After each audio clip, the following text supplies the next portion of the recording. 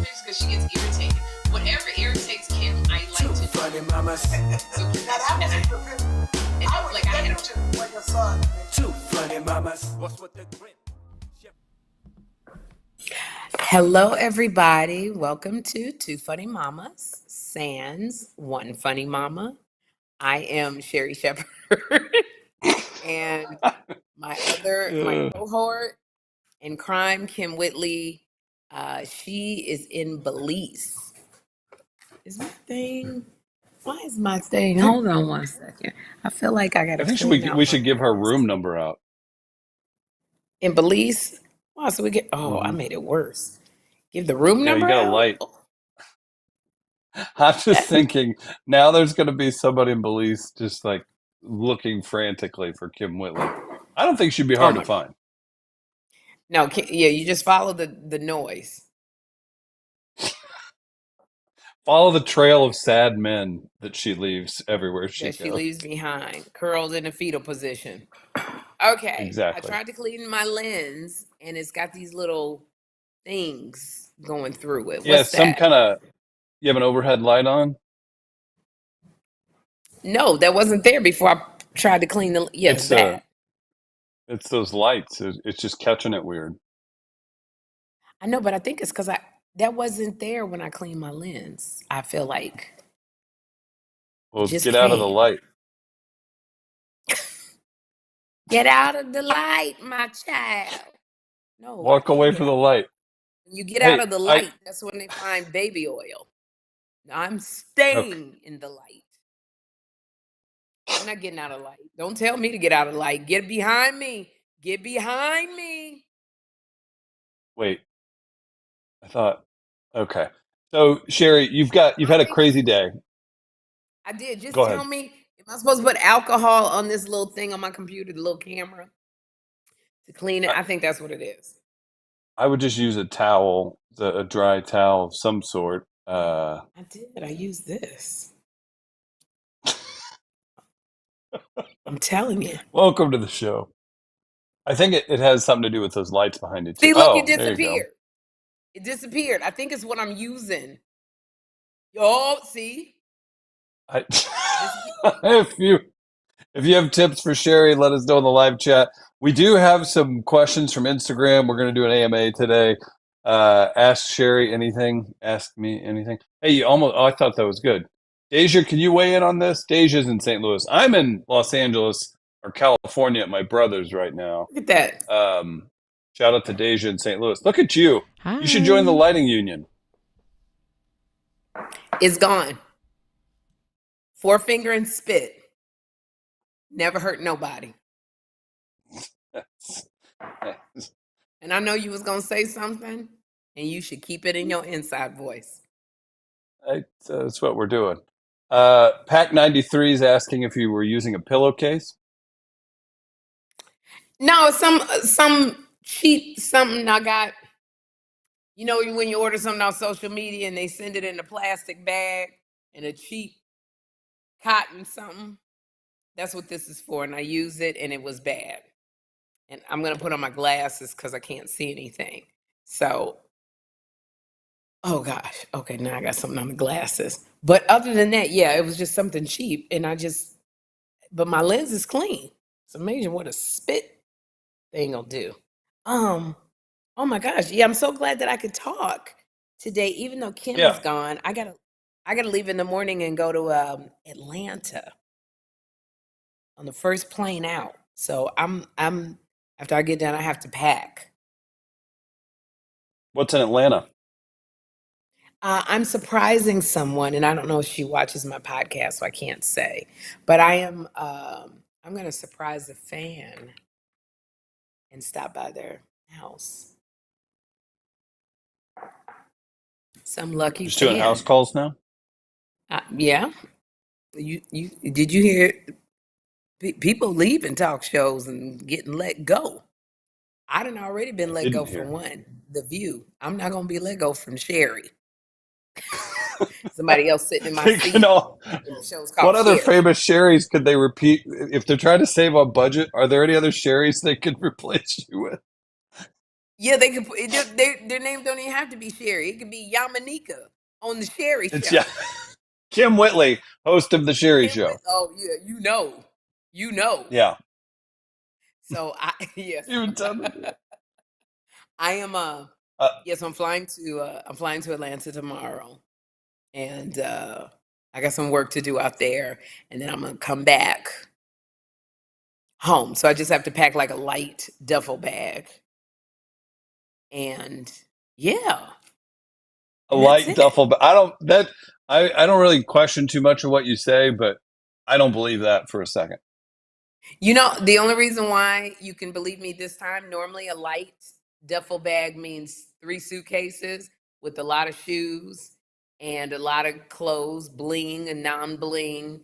But my back has been hurting, so I can't do because I travel by myself and I can't be carrying all of the luggage. So I'm literally there for a couple nights and then I'm coming back. So yeah, when I say it's a light, it's a duffel bag. You just Only have the the essentials. orthopedic shoes, khaki pants, and like a very tasteful and very bland polo. Is that how you're getting around? Who are you Like talking a very about? friendly, Ah. like a very friendly manager at Target. That's Sherri's. I'm hurt. Walking around Atlanta look.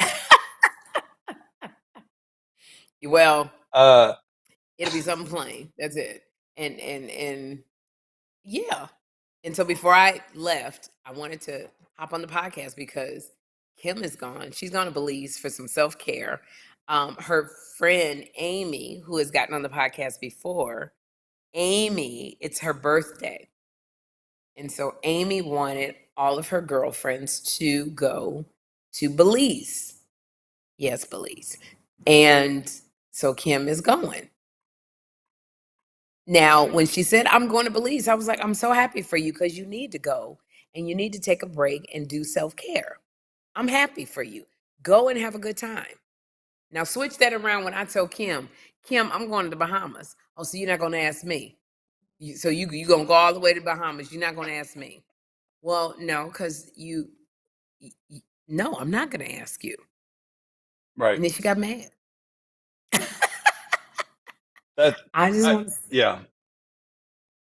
So I am. If you ever wondered if Kym sounded like she was reading from a script written for Kym Whitley, that's how it is in real life. That's how it is. So Yeah. she will be back, I believe, Sunday because she's been gone like 5 or 6 days. So she'll be back, I believe, Sunday. And she had to go to Atlanta to accept an award. But then she had to get out of Atlanta, and prayers being sent to everybody in North Carolina and Georgia. Um, just many, many prayers being sent to you because it's been devastation with the I don't know the name of the hurricane lady. Is it do they name it after a man, Chris? I think it's Helene. Okay, no, they named it after a woman. So I don't know why Yeah. I'm doing this. I gotta put that up. Okay, there we go. Yeah. So we want to give our condolences and prayers and love. So she had to get out of Atlanta because of the coming storm, because she had to get to Detroit to perform. She took Andre. I don't know who else she took, but I think the show was really great. I think they sold out, I heard judging I from heard her from Instagram. yeah. Hmm? And their friend Mikey got up on stage and sang. I met Mikey in LA. I think you know Mikey maybe. No, I don't know Really Mikey. nice. She brought a singer with her? No, I think he lives in Detroit. He's an actor and a Oh. singer. And I just saw a photo or a video that Andre posted, and Mikey was up there belting it out. He's very talented. So I saw that, and I see Areva Martin has joined us. Hello. Hi, Sherri. Hey, How are you? Hey, Areva. How are you doing? I love your hair. It's cute. Like It's coming off in 10 bobbish. minutes. 10 minutes is coming off. Don't get attached to it, huh? Don't How get are attached things to in it. New York? How are things in New York? New York is great. I have to get on the plane, so I don't like flying with the wig on. I like to take it out. It's so funny because I'll be sitting next to my seatmates or seatmate, and they see me with hair, and then all of a sudden I bend down and they see the hair in my hand, and it shocks them, but they're too intimidated to say anything. Well, wait a minute. Do you have a wig cap on? When you take it off, what do they see? Sometimes I have a wig cap on, sometimes I don't. They see prison braids. And then I just put on a scarf, or I put on a cap. But I cannot fly with hair because it just, oh my gosh. I feel like I got to tell everybody to land the plane like it's an emergency because I'm hot flashing. So that's why I said don't get used to it. But it's good to see you. Chris is out there with you, right? You guys are in Yeah, we're Chris working is on a in bunch of different Riverside. stuff. Let's not Oh, well, he's let's in not give out California. let's not give out direct. Maybe Sherri can tell everybody Kym's in Belize. I don't need people to know where I'm at right now. Inland Empire is so massive. Nobody would find you. It's like 20 million people, it's Chris. like 7 cities. It's only 7 cities. They can find you them 7. Okay, I'm posting so all over. don't approach Chris if you see him on the streets in the Inland Empire. You know. Yeah, y'all. Okay, I heard that. I heard the Inland Empire at the end. I was in Beverly Hills yesterday and for a meeting, and you know where I didn't get approached, except to be Where? told to move along. Beverly Where, Hills. Beverly Hills? Yeah, nobody was talking to me No there. one It's all good. recognized you, huh? And asked for your Well, they don't. autograph or anything like that. This is Well, when y'all. I This was is President sitting. right here. This is Areva Martin, who is President CEO. I think I'm saying all the titles right of the Special Needs Network. And Kym Whitley is also on the board of the Special Needs Network. Just so y'all didn't go, what is going on with Chris and being in Beverly Hills in the Inland Empire? I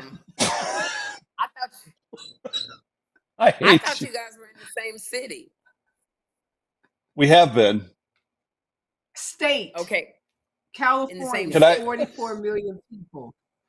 Here, before we tell why Areva is coming on here, which is actually very important, I will say the first day I flew in, Areva's like, meet me at Jones on 3rd. I was like, oh, fun. My mom's name is Joan. Great.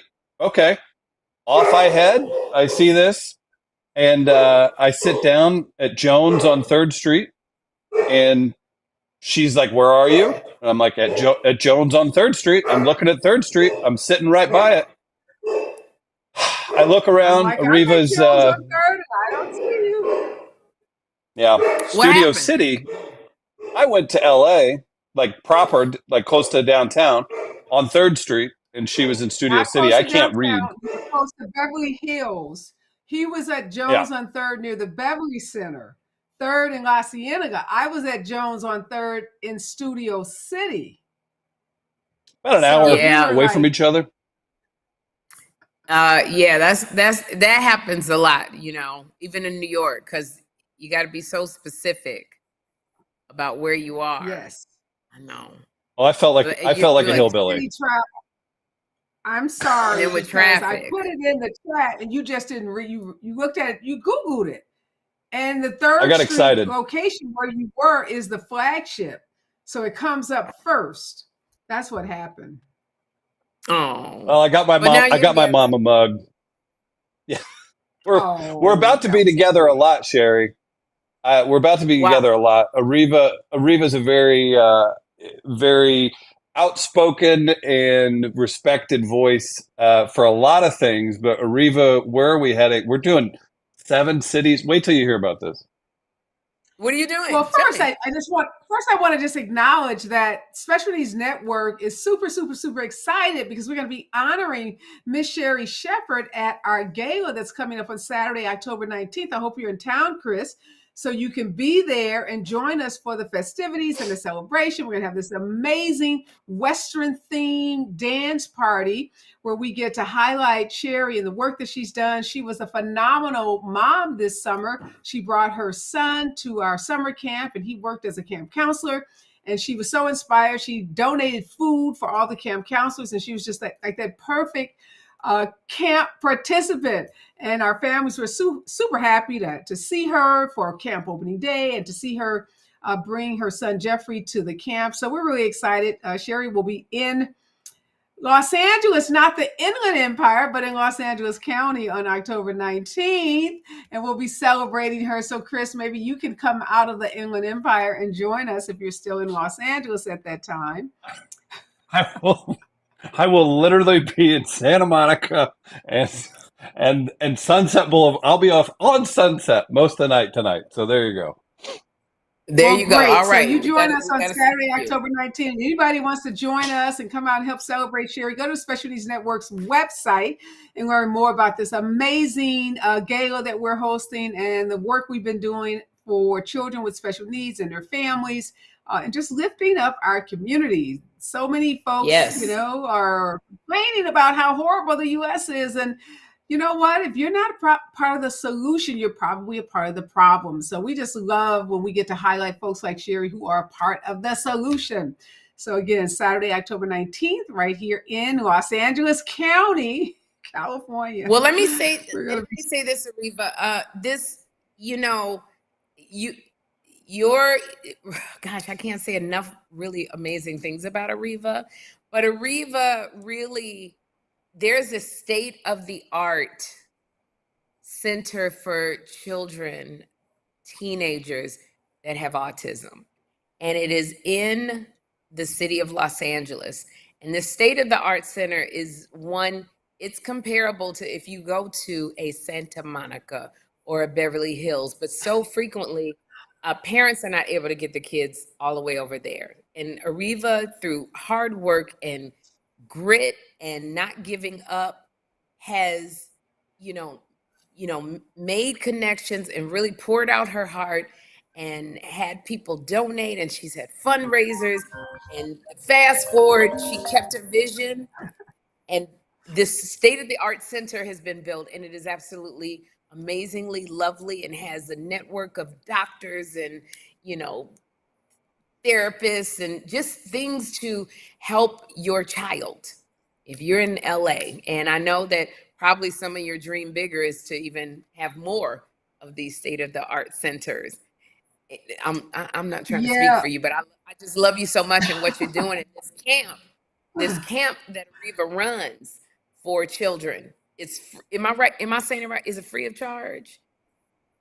We ask parents that have health insurance. Their health insurance will compensate or reimburse them for the tuition for the camp. So parents don't pay out of pocket. So it's free for parents, but if they have payment sources like health insurance, we do ask them to seek reimbursement so that we can cover the cost. You saw all the staff running around there. You saw all the, the expenses, the dollar signs, to run a camp like that with all those therapists and all of those professionals takes a lot of money and resources, which is why we have to fundraise, because we don't want parents, Sherri, we don't want parents turned away, because we know working class parents, a lot of times don't have extra money for summer camp. Like, look, they got to go to the local summer camp at the Y or go to their local schools. Right. But to go to a summer camp where you get the kind of intense services that this camp provides is very costly, but we don't want anyone to be turned away because of money. So we fundraise so that we can help families from all different socioeconomic backgrounds.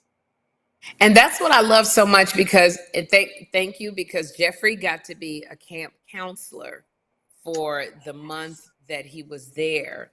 And it really helped his confidence. And he told people, yeah, I'm a counselor at the camp. But it was so he was so funny. But it was so wonderful to see so many parents who were there at the camp. And it was just literally like they breathed a sigh of relief, knowing that it was so many staff members, so many volunteers, so many counselors to see parents breathe a sigh of relief knowing that there was special intentional care for their children so that they could go to work and not have to worry about their child for the entire day. I saw it on so many parents' faces. The kids were excited to be there. I don't care how hyper the child was. If there was a child that was nonverbal, they were excited to be there. And, you know, when I started crying, Areva, was when a little girl, she was a nonverbal, and she was on the spectrum. And I remember you had all the kids dancing, and all the kids were just dancing. They were so excited. First day to be there. Jeffrey was off, you know, meeting people, and she was just sitting there. It was her first time at the camp. And I went up to her and I said, "Do you want to dance?" And she kind of pulled back, and I just was being silly. And I went back and sat down because I understood if she was shy. And all of a sudden I turned around and she walked up to me and she put her hand on my heart and she hugged me. Wow. And then she just smiled. Wow. And I was just like, I was done. And her mother was so happy. She was like, "You made a friend. You made a friend." I sure did. I made a friend. Her mother was so happy because she was like, it's her first year and she's shy. And, you know, kids were coming up to her. And I love that you did this for the kids. I loved it. I loved it. I loved it. And I love being able to, you know, provide a little bit of food, you know, for the counselors, whatever. It was just, what you did was really, you have secured, and the counselors and everybody who helps you, your staff, y'all done secured your place in heaven. You got it. We can't cut in front of you. You're so amazing. So, well, thank you. You know, as a mom, Sherri, it's nothing like feeling good that our kids are someplace safe. Like you said, we can go to work, we can do whatever we have to do, and have that sense of security. You know, having your kid in a safe place is everything. And that's what that camp meant. My son, Marty, when he was younger, you know, I've struggled to find places for him to go in the summer where I could leave him and not worry or have to go and find a aide to go with him. And so this is how Camp JPack really came about. And real quick story, this woman whose brother was an individual with special needs. He didn't have autism. He had some learning disabilities like dyslexia. Okay. But he had figured out how to make something that the military or the government wanted. He became very, very wealthy. He never had children, and he left his fortune to his sister, and she never had children. So she hired me as a lawyer to help her to kind of manage some of this money and to find a nonprofit that she could donate some of the money to. And just as we got to be close and talking, I started talking to her about Special Needs Network. And I was not trying to hit her up for this money. I was just sharing with her about different nonprofits. And after a while, she says, "Areva, I'm going to have to fire you as my lawyer because I want to give this money to Special Needs Network." And her name is Jan White. And Jan White gave us the seed money. And that's why it's called JPack, because it's the Joe Patton Academy, because Joe Patton was her wealthy brother that had dyslexia. And Jan was his sister that did his homework and did everything to help, you know, Joe pass school, the grades for school. And then Joe became this multimillionaire and left all this money to his sister. So it's Camp JPack because J is for Joe Patton. It's the Joe Patton Academy. I'm glad you explained that, because I was like, what in the world is the JPack when it's called the Special Needs Network? Wow, what an amazing story. What a story. And Jan is like an 85-year-old woman now, still living, independent, doing great. And occasionally she'll come down to Special Needs Network events. But she just opened her heart up and gave us this initial grant to get the camp started. And we've just been blessed ever since to have it. So there you have it. Okay, so Chris and I, fast forward to Chris. I met Chris through you and Kym, and we've become fast buddies because we're both from St. Louis.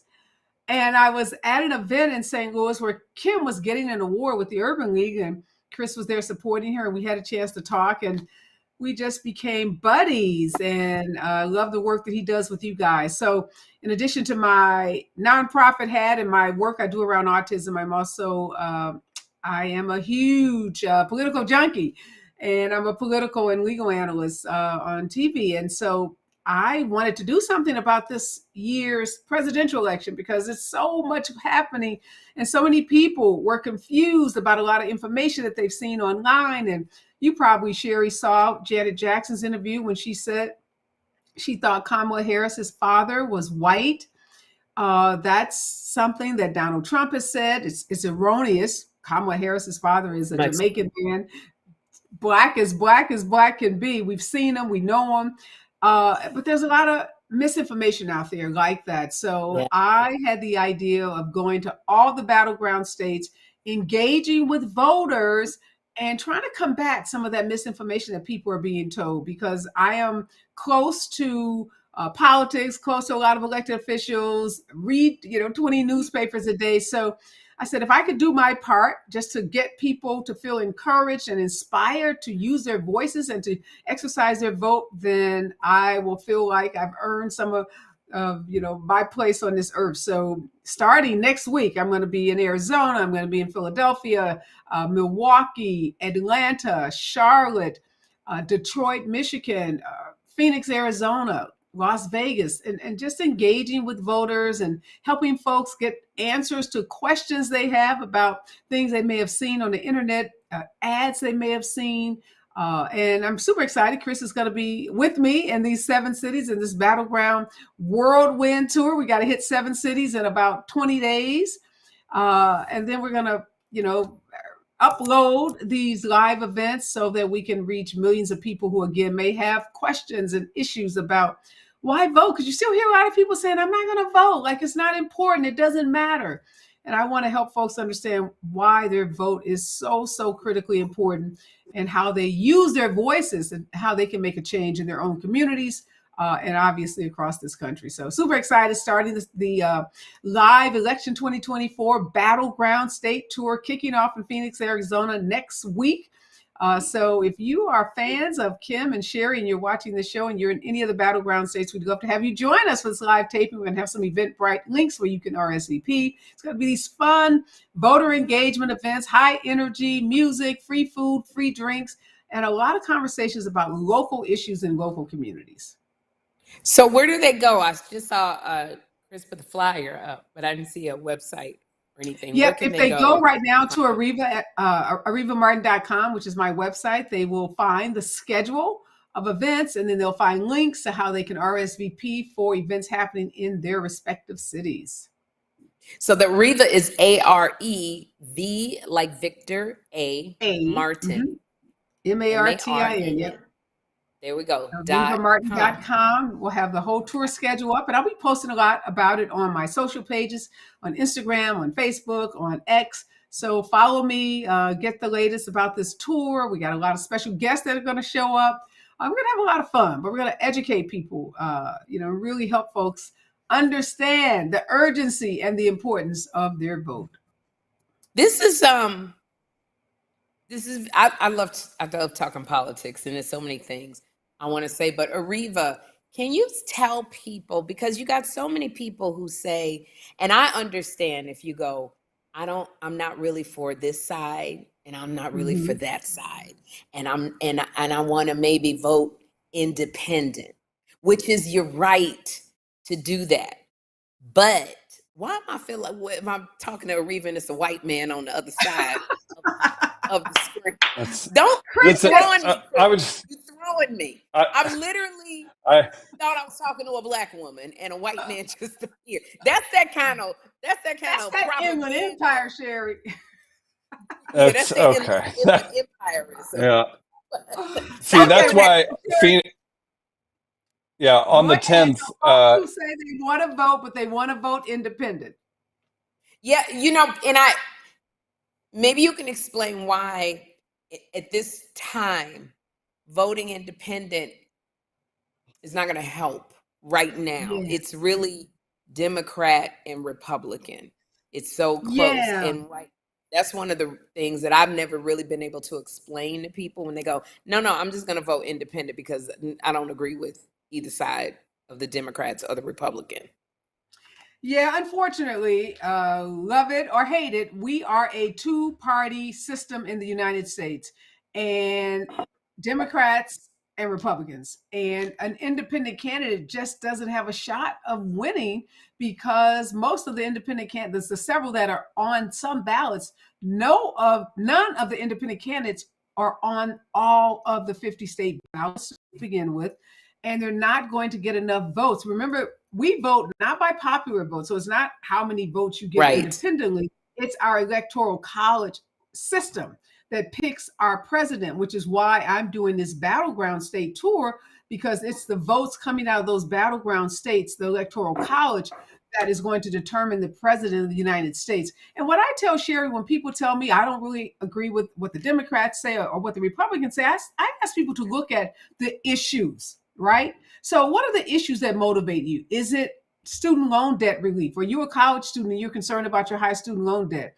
Are you a young woman that care about body autonomy and you want to be in a country or in a state where you can make choices about your own body? Do you care about higher minimum wages? Are you someone that's working at a job and your minimum wages aren't even $12 or $15 an hour?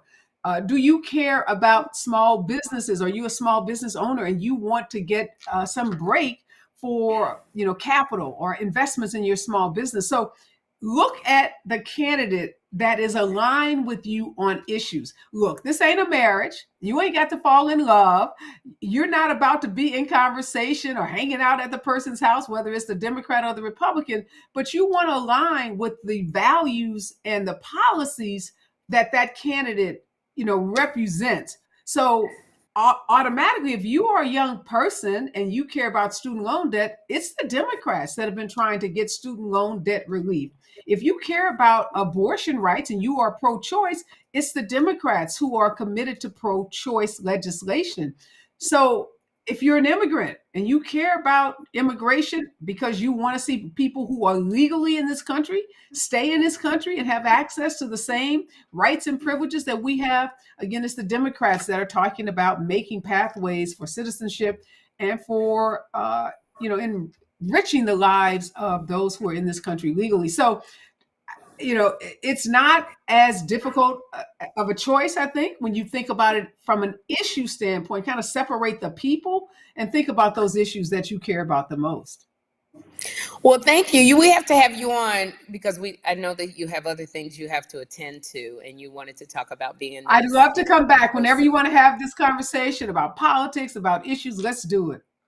I love it. I love it because I love talking about this. And so if any of our followers have any questions, you can send the questions to twofunnymamas@gmail.com, and we'll have Areva back and we'll just have a respectful discussion. If but this season right here of voting is so important. We need, and our ancestors, speaking as a Black woman, they fought so hard for us to be able to walk freely to a poll and vote.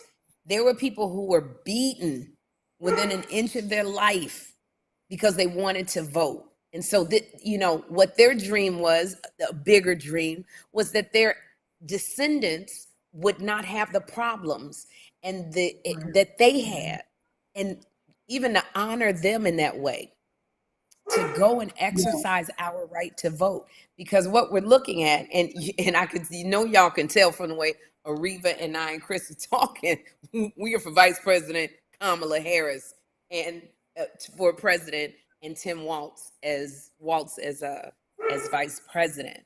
So you had Vice President Harris on your show, Sherri. What was it like interviewing her? I wanted to show a side of Vice President Harris, because that's her title right now. I wanted to show a side of her, the human side. I didn't just want her to come on and go, well, this is what I did, and this is what I did. And because my show is intentionally not political, because I feel like you get politics from anywhere, but my show, Sherri, is a respite from all that. I want you to be able to breathe and laugh. But for Vice President Harris, I literally wanted young kids, especially little girls, little brown girls, to look up and see someone that looks like them and to plant a seed that they too could become a vice president and a president.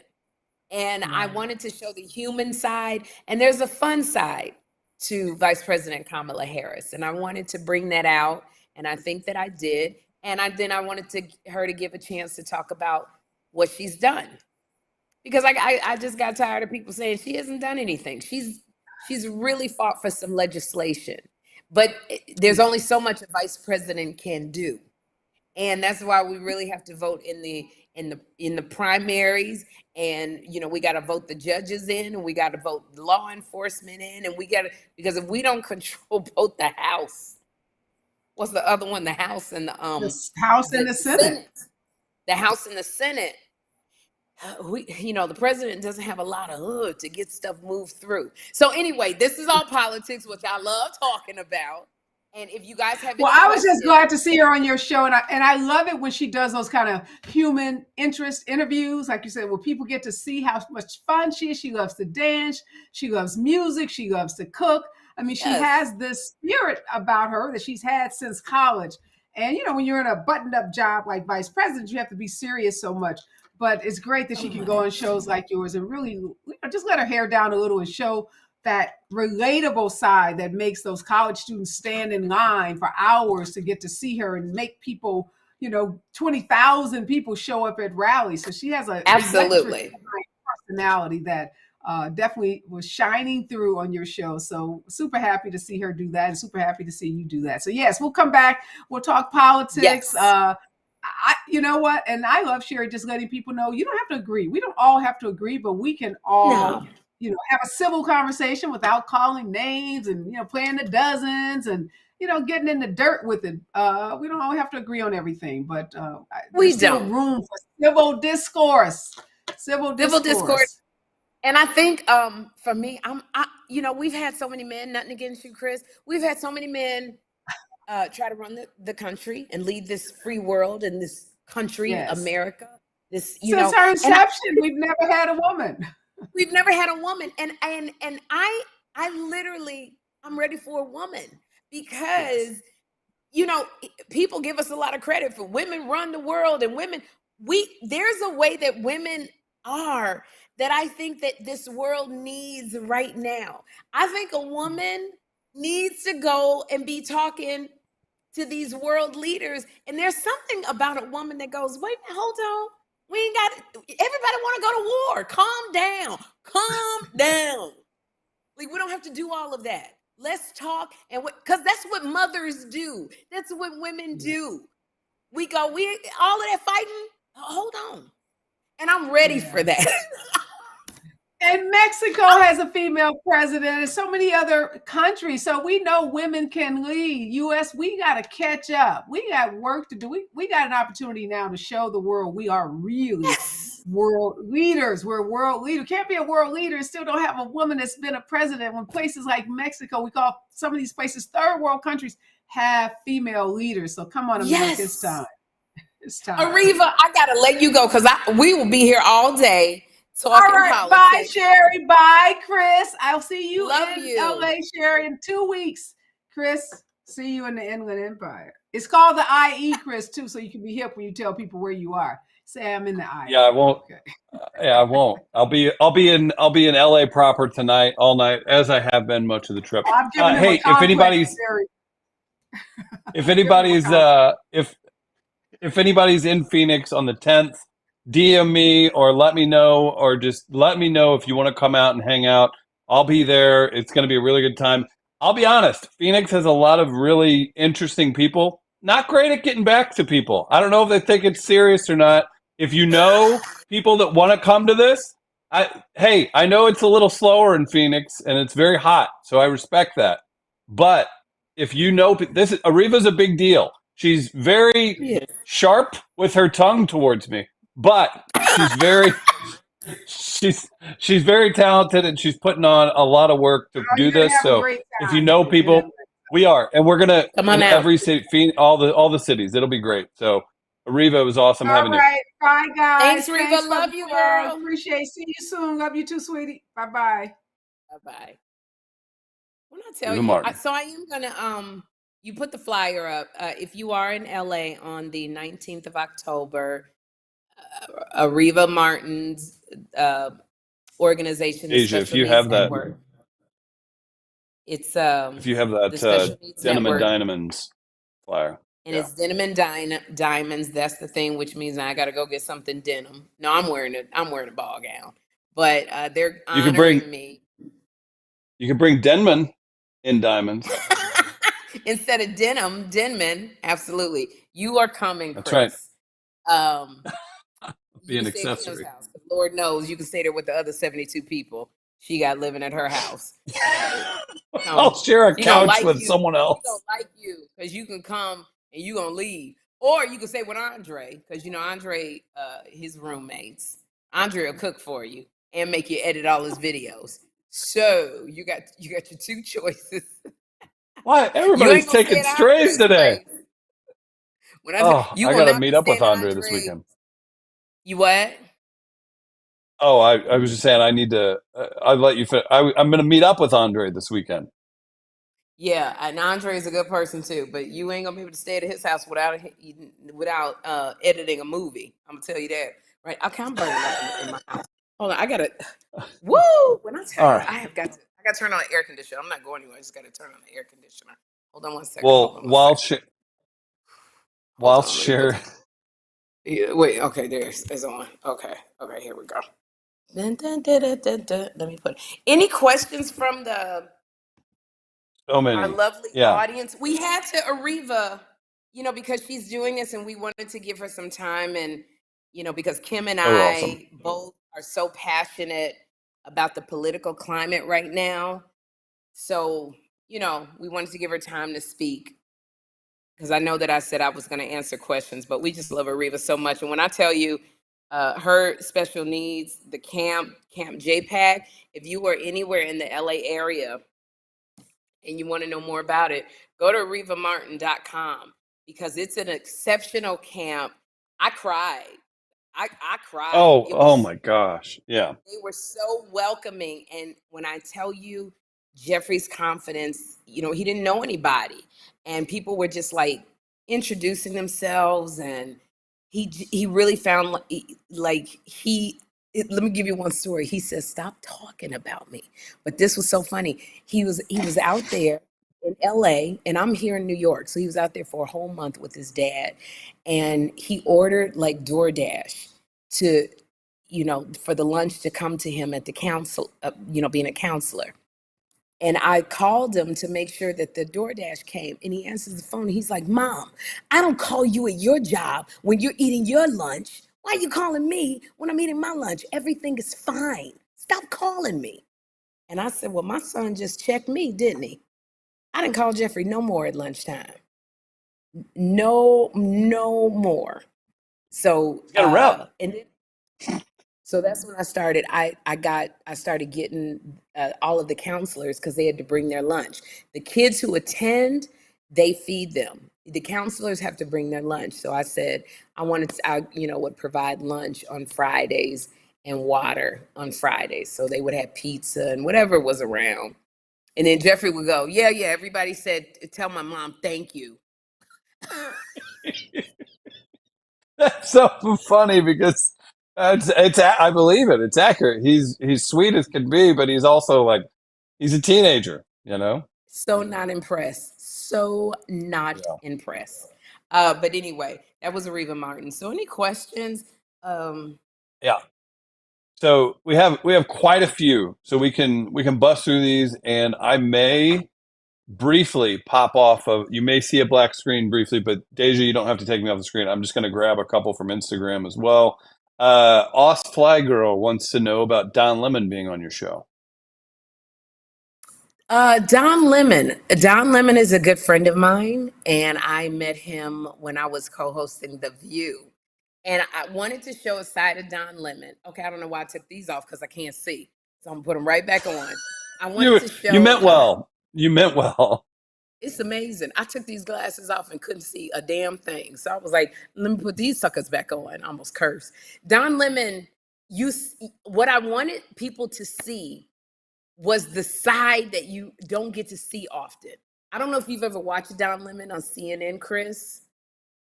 Okay, to be honest, I don't really consume that much stuff. But from what I saw, I would call him someone who tries to. He's very very narrow, not narrow in the sense. He's direct and he's kind of pinpointed with well, then this, right? Okay. Very much so. He's really a brilliant man. He used to come on after Chris Cuomo. So Chris Cuomo came on and they had this little banter. But Don Lemon was good on calling you on stuff. And he was very much a journalist, you know, and he could spar with the best of them. So there's a certain way that people are on CNN. And I wanted to show the side of Don Lemon that I know, that fun side, you know, and when he came on the show, because here's the thing, talk shows, there's a political side to talk shows. You know, everybody's trying to get the guest. And so Barbara Walters used to call it the get, because you're trying to get. Mm-hmm. So she used to have a competition with Diane Sawyer, with Connie Chung, to get the guest before everybody else did. That has not changed. It is the same. And so Don Lemon has a new book, which is phenomenal, called I Once Was Lost, My Search for God and America.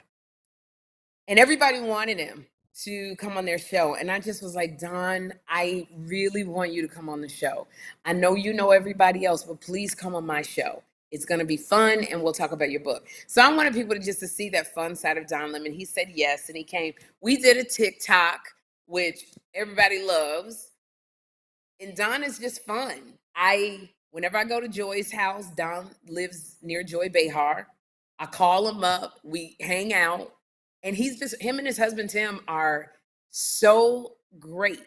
So that's what I hoped to show people on my talk show. And I miss Don Lemon. I truly do. I miss him on CNN because he just had a different voice. And unfortunately, in this climate, sometimes you say one thing and you are canceled. It is now where people are losing their jobs. You know, it makes you censor yourself a little bit, because who wants to lose their job? But he's got a YouTube channel, Don Lemon. Go on the YouTube channel. He's supposed to be over there with Elon Musk, and Elon Musk flipped out at the last damn minute. So he's got a YouTube channel, Don Lemon, and you can see some really great interviews. He's not restricted by rules. So Chris Cuomo's not there either.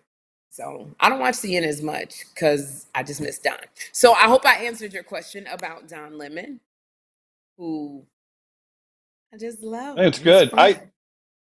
I think that's what's great about what you've established for yourself is it's so hard because entertainment's everywhere now, right? Everyone's like, oh, I do this podcast. We kind of talk about this, and you know, that's just what it's kind of all over the place. For you to be able to not box yourself in, but also describe what you do, that's pretty unique. So congratulations. That's a great way to put it. And be able to show that side of people, that's awesome. And it's not as stressful as trying to fight with the other side, right? Yeah, absolutely. I want people to know that when they come on my show, it's a safe space.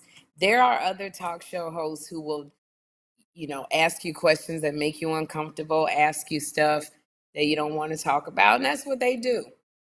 For me, I don't think I could sleep at night, Chris, if you had broken up with somebody and it was a big scandal, or, you know, everybody was talking about it, and you asked me not to, and then all of a sudden I said, well, Chris, what about I would not be able to sleep at night or look in the mirror. It has been done to me on talk shows. There is a host of a talk show who's not doing talk shows anymore. And I was going through a major divorce, child custody issues, and I was just in a lot of pain. And I was on this talk show to promote my book. I had a book out. And I asked them, the producers, I don't want to talk about the child support. I don't want to talk about, you know, anything dealing with a child. Be out of respect for the ex-husband. Please don't. And they said, okay. Do you know when I got there to that talk show?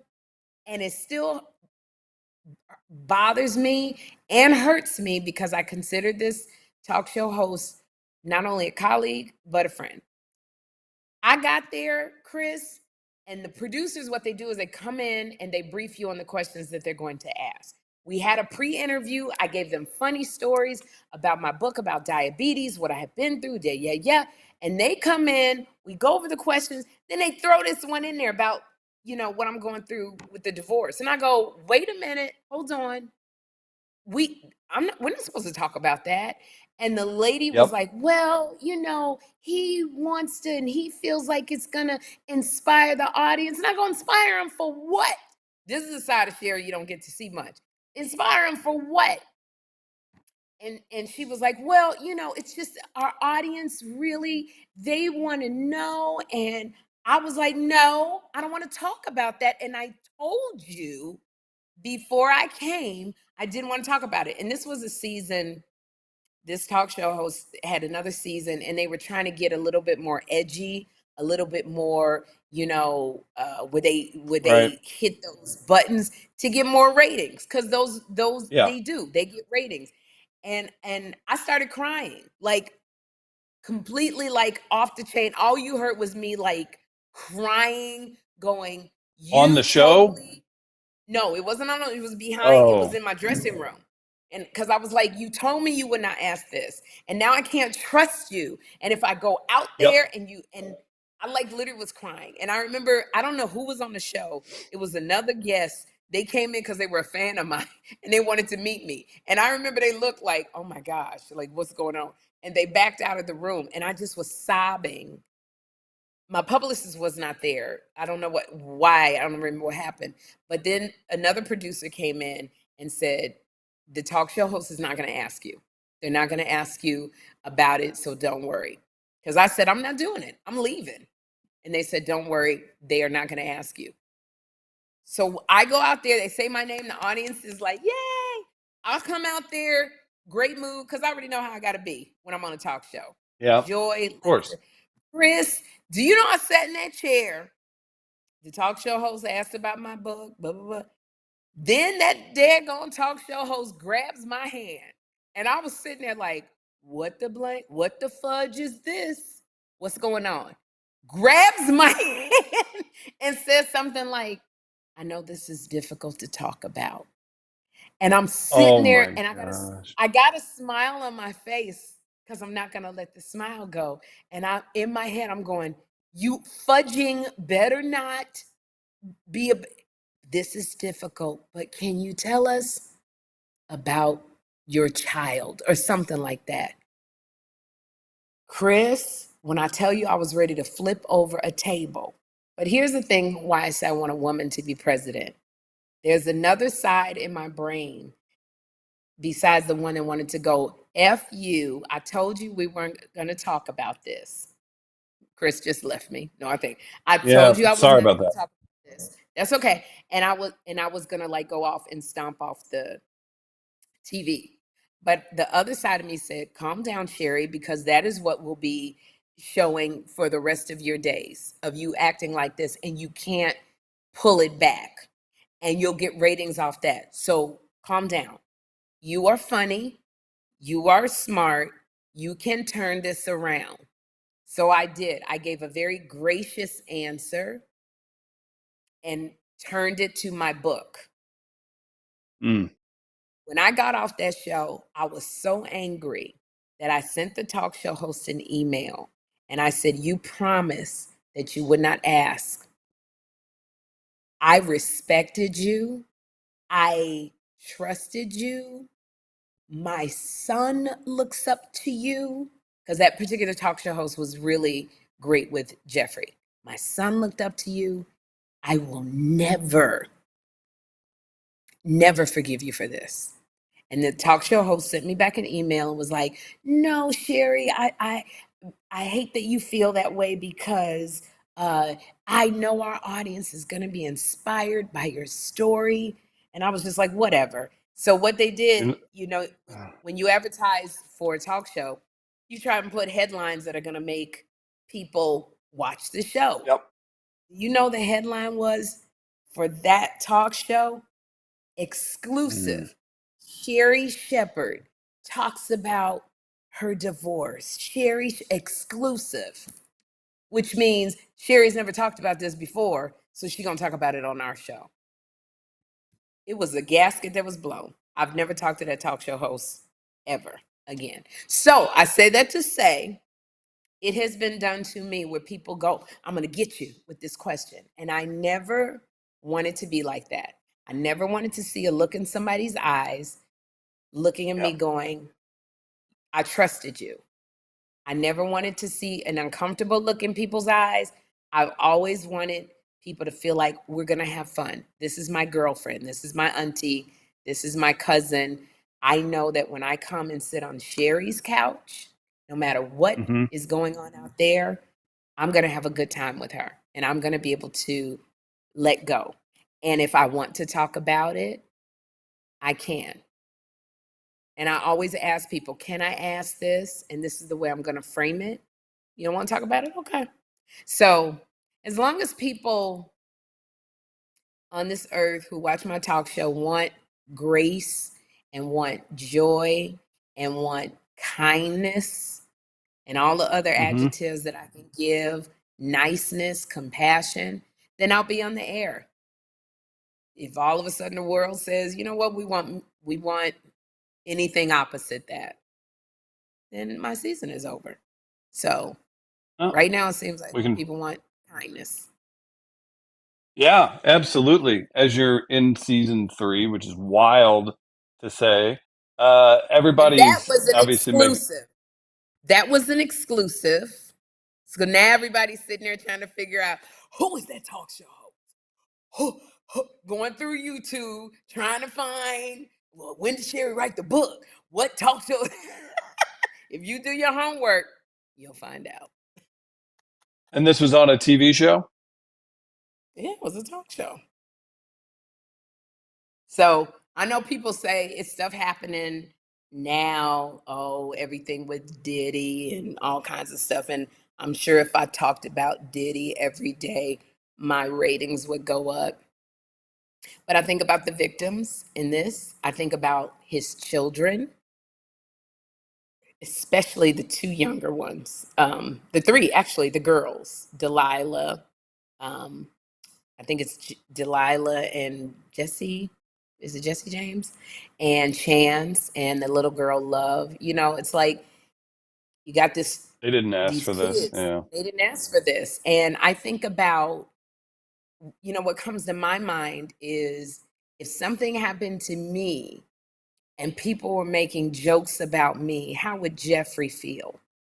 So I also like, you know, that's just God on my brain. There's things that I want to say sometimes. I'll do a baby oil joke, but to full out talk about it, it's always those kids that pop up in my head. You know, it's always victims who are sitting there who also trust me. So there's a lot of people who will talk about Diddy.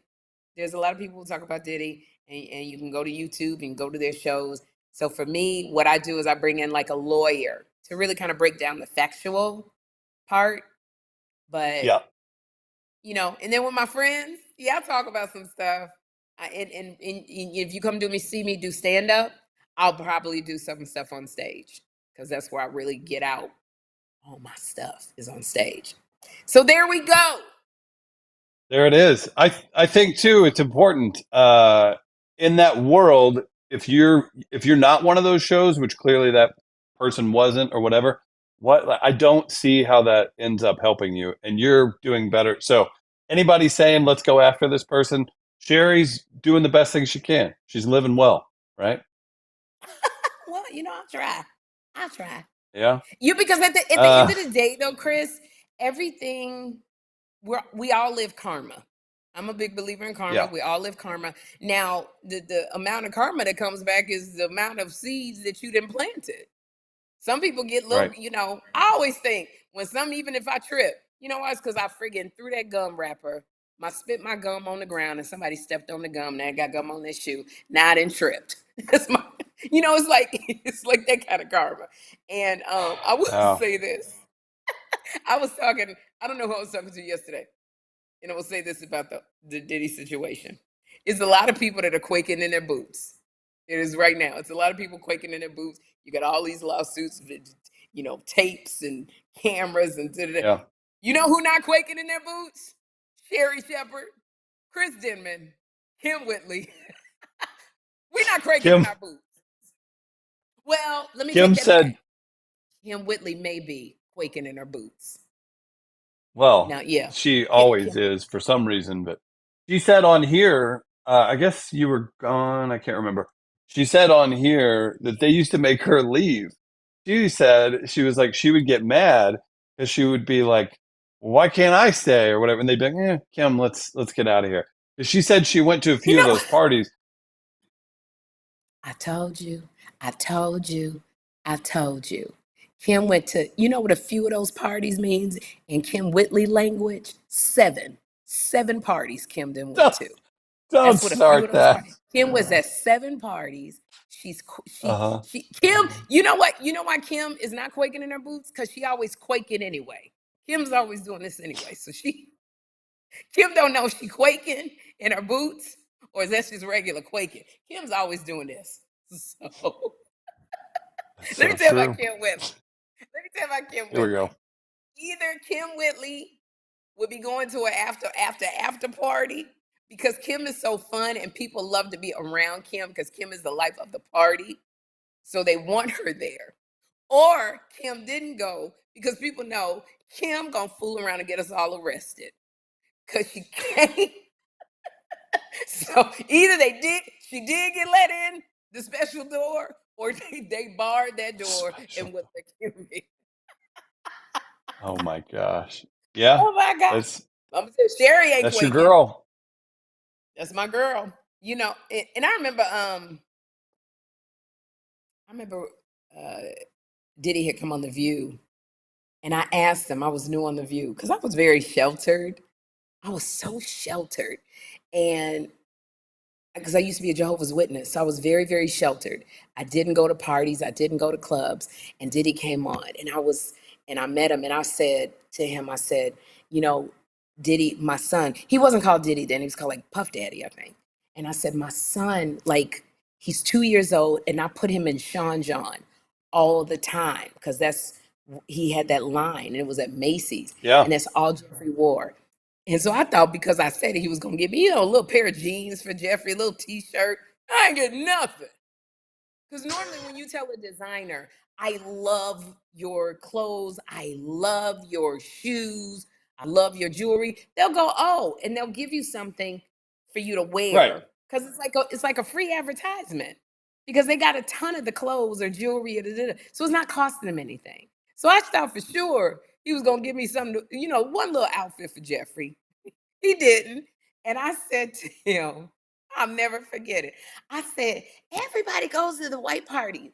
I would love to go to one of your white parties. When I tell you, he was so dismissive. And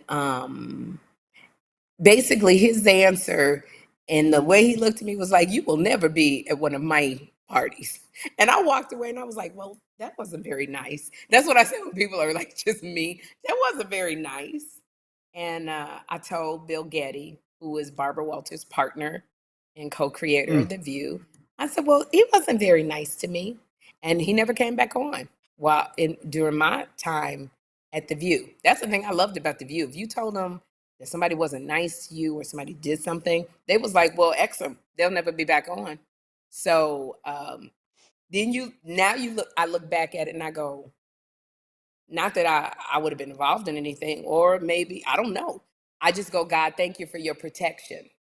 Because who knows, my dumb ass back then was very naive. Who knows what kind of situation could have happened?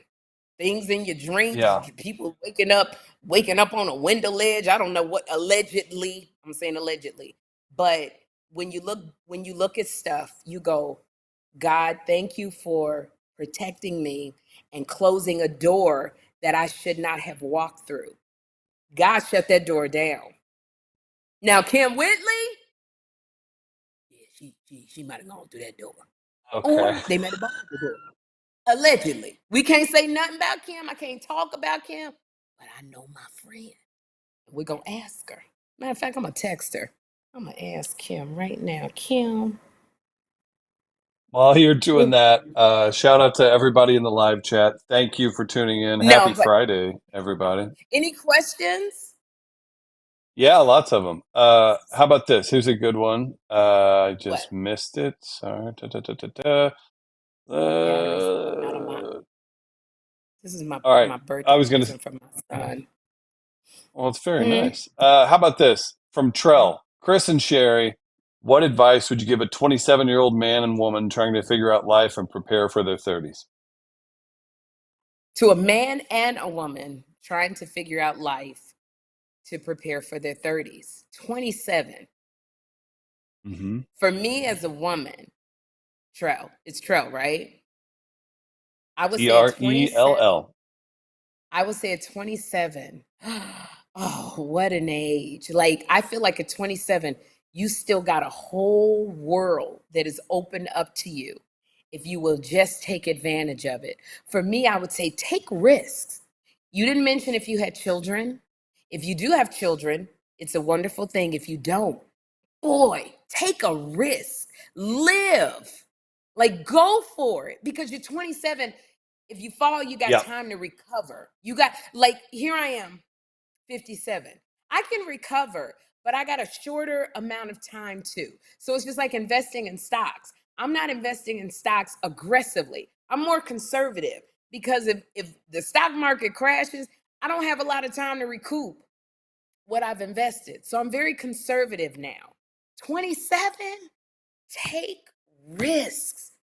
Go for it. Those things that little thing inside your stomach that kind of makes you go, ooh, maybe really, really look at that. Those desires and passions, live boldly because as you get older, you don't live as boldly. You get a little bit of fear. You get a little bit of stability that clicks in because, you don't have the bounce back that you do when you're 27. So I say to prepare for your 30s, take risks. But you have to talk to your friends. Don't just say, well, you know what? I'm just going to go do this. Consult people around you who have wisdom. But don't, take fear head on is what I say. And do that because you got time to recuperate and it's not a failure. You have time to get back up and try it and maybe it's like redirection. So I hope that helps. It does. Yeah. I remember being 20. I remember being 27 and being like, oh my gosh, I'm too old I can't start that now. And I think that's hilarious. Think about now. If you want to start a new career or you want to and Sherri's saying take chances, she's right, but don't be afraid of making educated choices. That doesn't mean if you've never done comedy that you're going to go try and open for Sherri on the road. No, go to an open mic and build it up, right? So, yeah, don't be afraid. I think at 27, I was still trying to figure a few things out, and I wish I would have started some things when I was 27. So yeah, I completely agree with that. And I want to say 27, like I don't know what it is or where you're from or wherever, but I remember people kind of thinking like, oh, I'm behind or I'm not doing well or I can never change from what this is. Like, are you kidding me? Like you can start anything you want at 27. You've got time. So enjoy it and make the most of it. That's Can I tell lame, you? but that's. I'm sorry, Chris. This is what happens. We Nope, love you're talking. good. 2 things. Remind me, age 43, getting married. And then the second thing that I want to talk about taking a risk young. About my early 30s, I got a development deal from Fox TV for my own sitcom. And they gave me $100,000 for development deal, which sounds like a lot of money. But once you pay your 35% commission, 10% to the agent, 10% to the manager, 5% to your business manager. I didn't have a lawyer at the time. Yeah, but I did have to pay the lawyer a 5% because he had to negotiate the deal. So that was 30%. And then I paid 48% in taxes. So I didn't have $100,000. But I had, a little bit of money. And I remember, Chris, around the corner from me, I lived in an apartment in North Hollywood. There was a duplex in North Hollywood, or Van Nuys, and it was on sale. It was for sale for $155,000. So even putting down 20% is $30,000. Back then, you didn't have to put down 20%. You only had to put down 10. So putting down $15,000. And I was scared because everybody said, oh, you should buy it and you can live in one part and you can rent out the other. And I was really scared because I kept going, I don't know anything about being a landlord. What if they don't pay the rent? What if stopped me from buying this building? I went back to that building probably 10 years ago, and it was on sale for $600,000. And I went, oh my gosh. Then I went by that building the last time I was in California. That building was on sale for $1.1 million. And I said to myself, if I had only, the what if stopped me, the if only made me sad.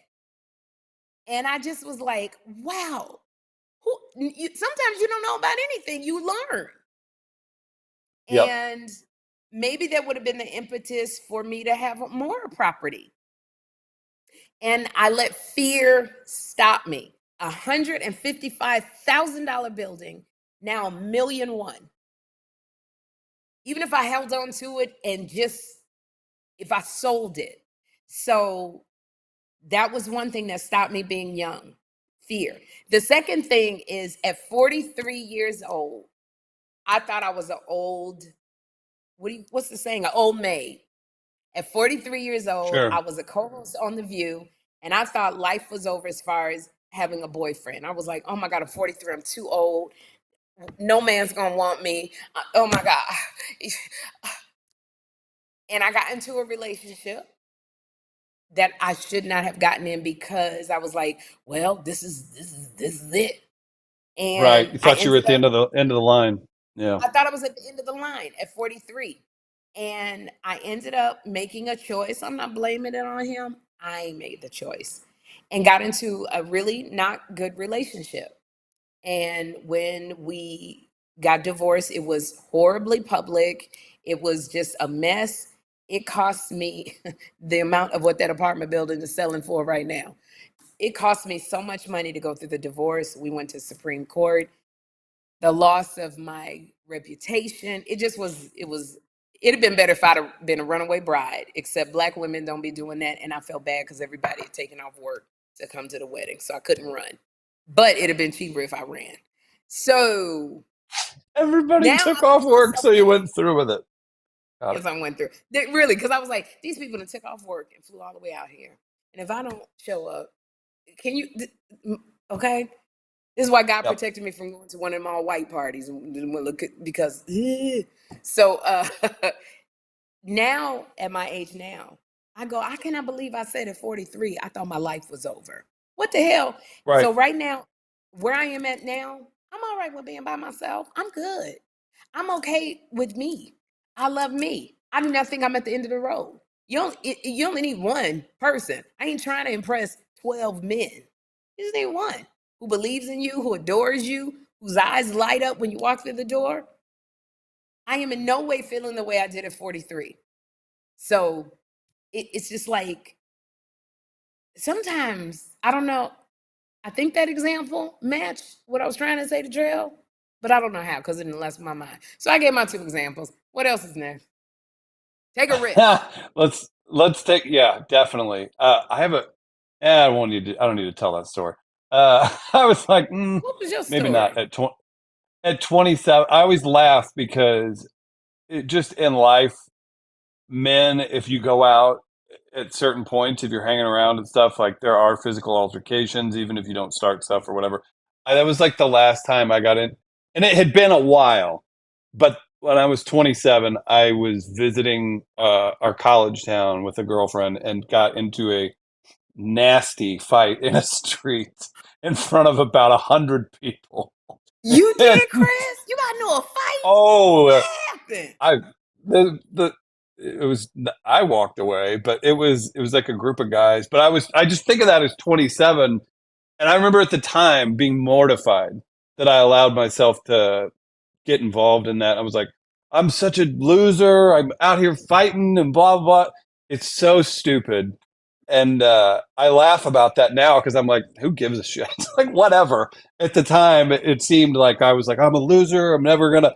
I was like, I can't believe I let myself get pulled into that. And yeah, it was really stupid. But how about this? On the opposite end, Imani I'm and like, okay, Makila. and what? The same thing I said to myself. Now, what is that example? Don't let yourself get pulled into a street fight when you're No, 27. no, have all the street fights you want. That's what he said. You got plenty of time. You're not going to have back problems till you're like 30. So. And see, this is why I want a female president right now. Have all the street fights you want. Oh, you want to fight? Why not on this concrete? Why not on this concrete? Yeah. Oh, there's multiple people? Cool. You understand? Like, you came out of that. Pretty much, you may have some back problems, but you thank God that was it.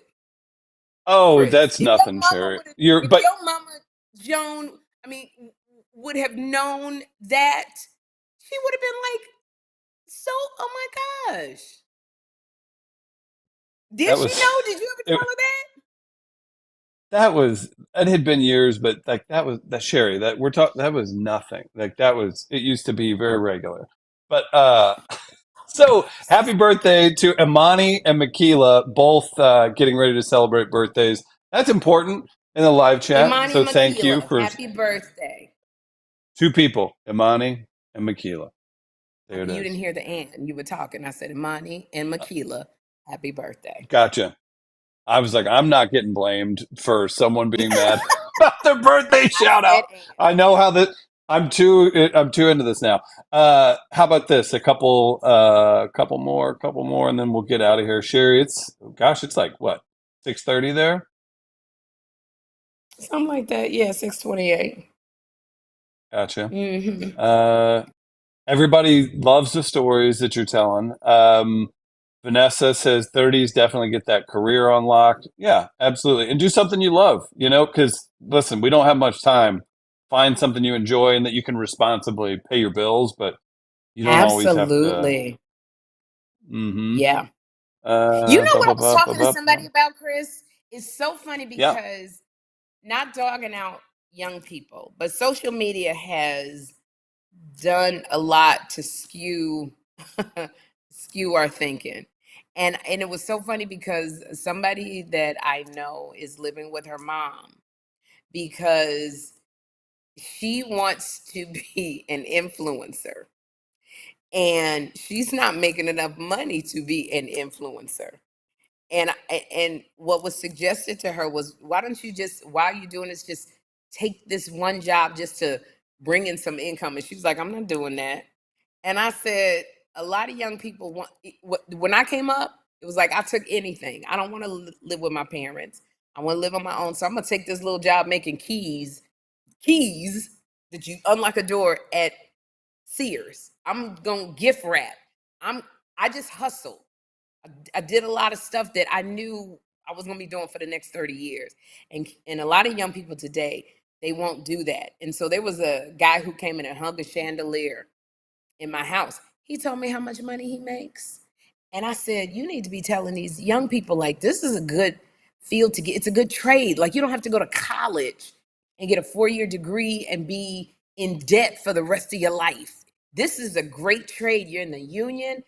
And he made good money. He was young. He said, I keep trying to tell everybody, but they don't want to do this kind of work because it's labor intensive. They don't want to do plumbing. They don't want to be laying carpet. And I don't mean the sex laying carpet. I mean laying carpet. Those are all trades that you get at, because I know that's what you was thinking, Chris, with laying the carpet. But there's all these trades that you can get that pay really good money, and you pay can. Well. They pay really well. And he said, a lot of these young people, they don't want to do this kind of job.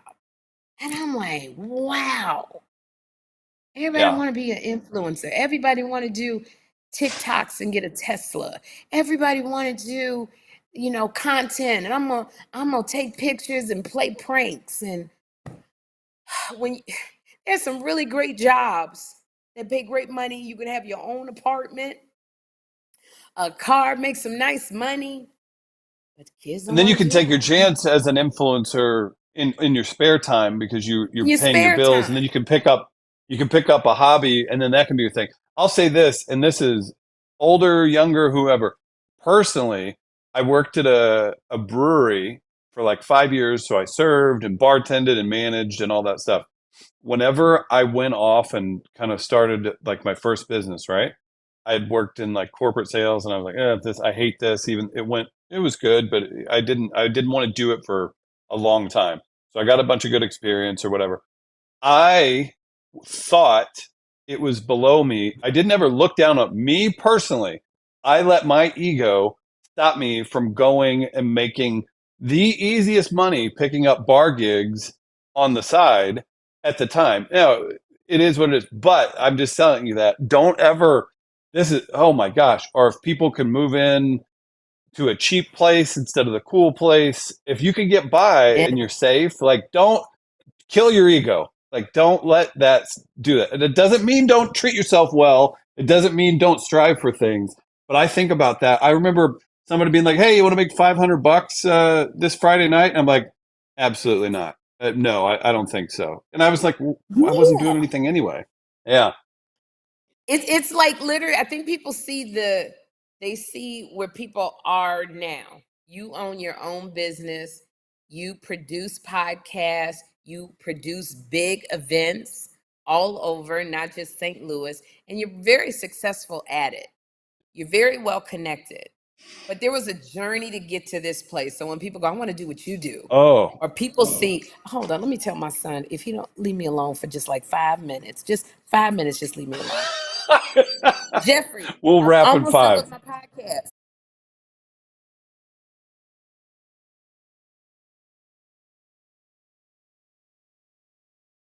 All right, all right, all right. He keeps calling me bro, which is Kids say that, huh? yeah. He's like, come on, bro, and I said, I'm not your brother. I'm not your bro. I'm your mom. I know, bro, but I did. That's what everybody say, bro. I'm gonna smack you. So anyway, I, I, I, I just, what was I saying? Dang it. We were talking You were about, saying how great I am and oh, right. how People see where I think they get misled because they see where you are now and they don't see the journey. They hear about the journey. We talk about it. Oh, I was a legal secretary. I was on the bus, but it was a journey. And so I think that you got to know it's okay to take the journey, and those difficulties, I believe, really make you appreciate more when you get to a place. You really do appreciate it because you know what you didn't have and what it took to get here. I feel for people who make it big very quickly, because if there's a yes. crash and burn, woo, you don't know how to handle that crash and burn because your star rose so fast. So don't denigrate the journey. That's all Auntie got to say. That's wise words, and everybody's appreciative of all the advice. Erica has now been inspired to go tell the LSAT because she wants to get into.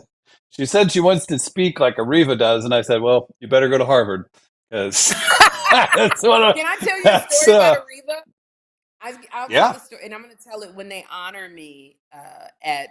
Areva's been asking me for years to honor me. I don't like to be honored because I get all embarrassed and stuff. But if it will help the Special Needs Network to honor me and bring people in and bring in funds, and go ahead and honor me.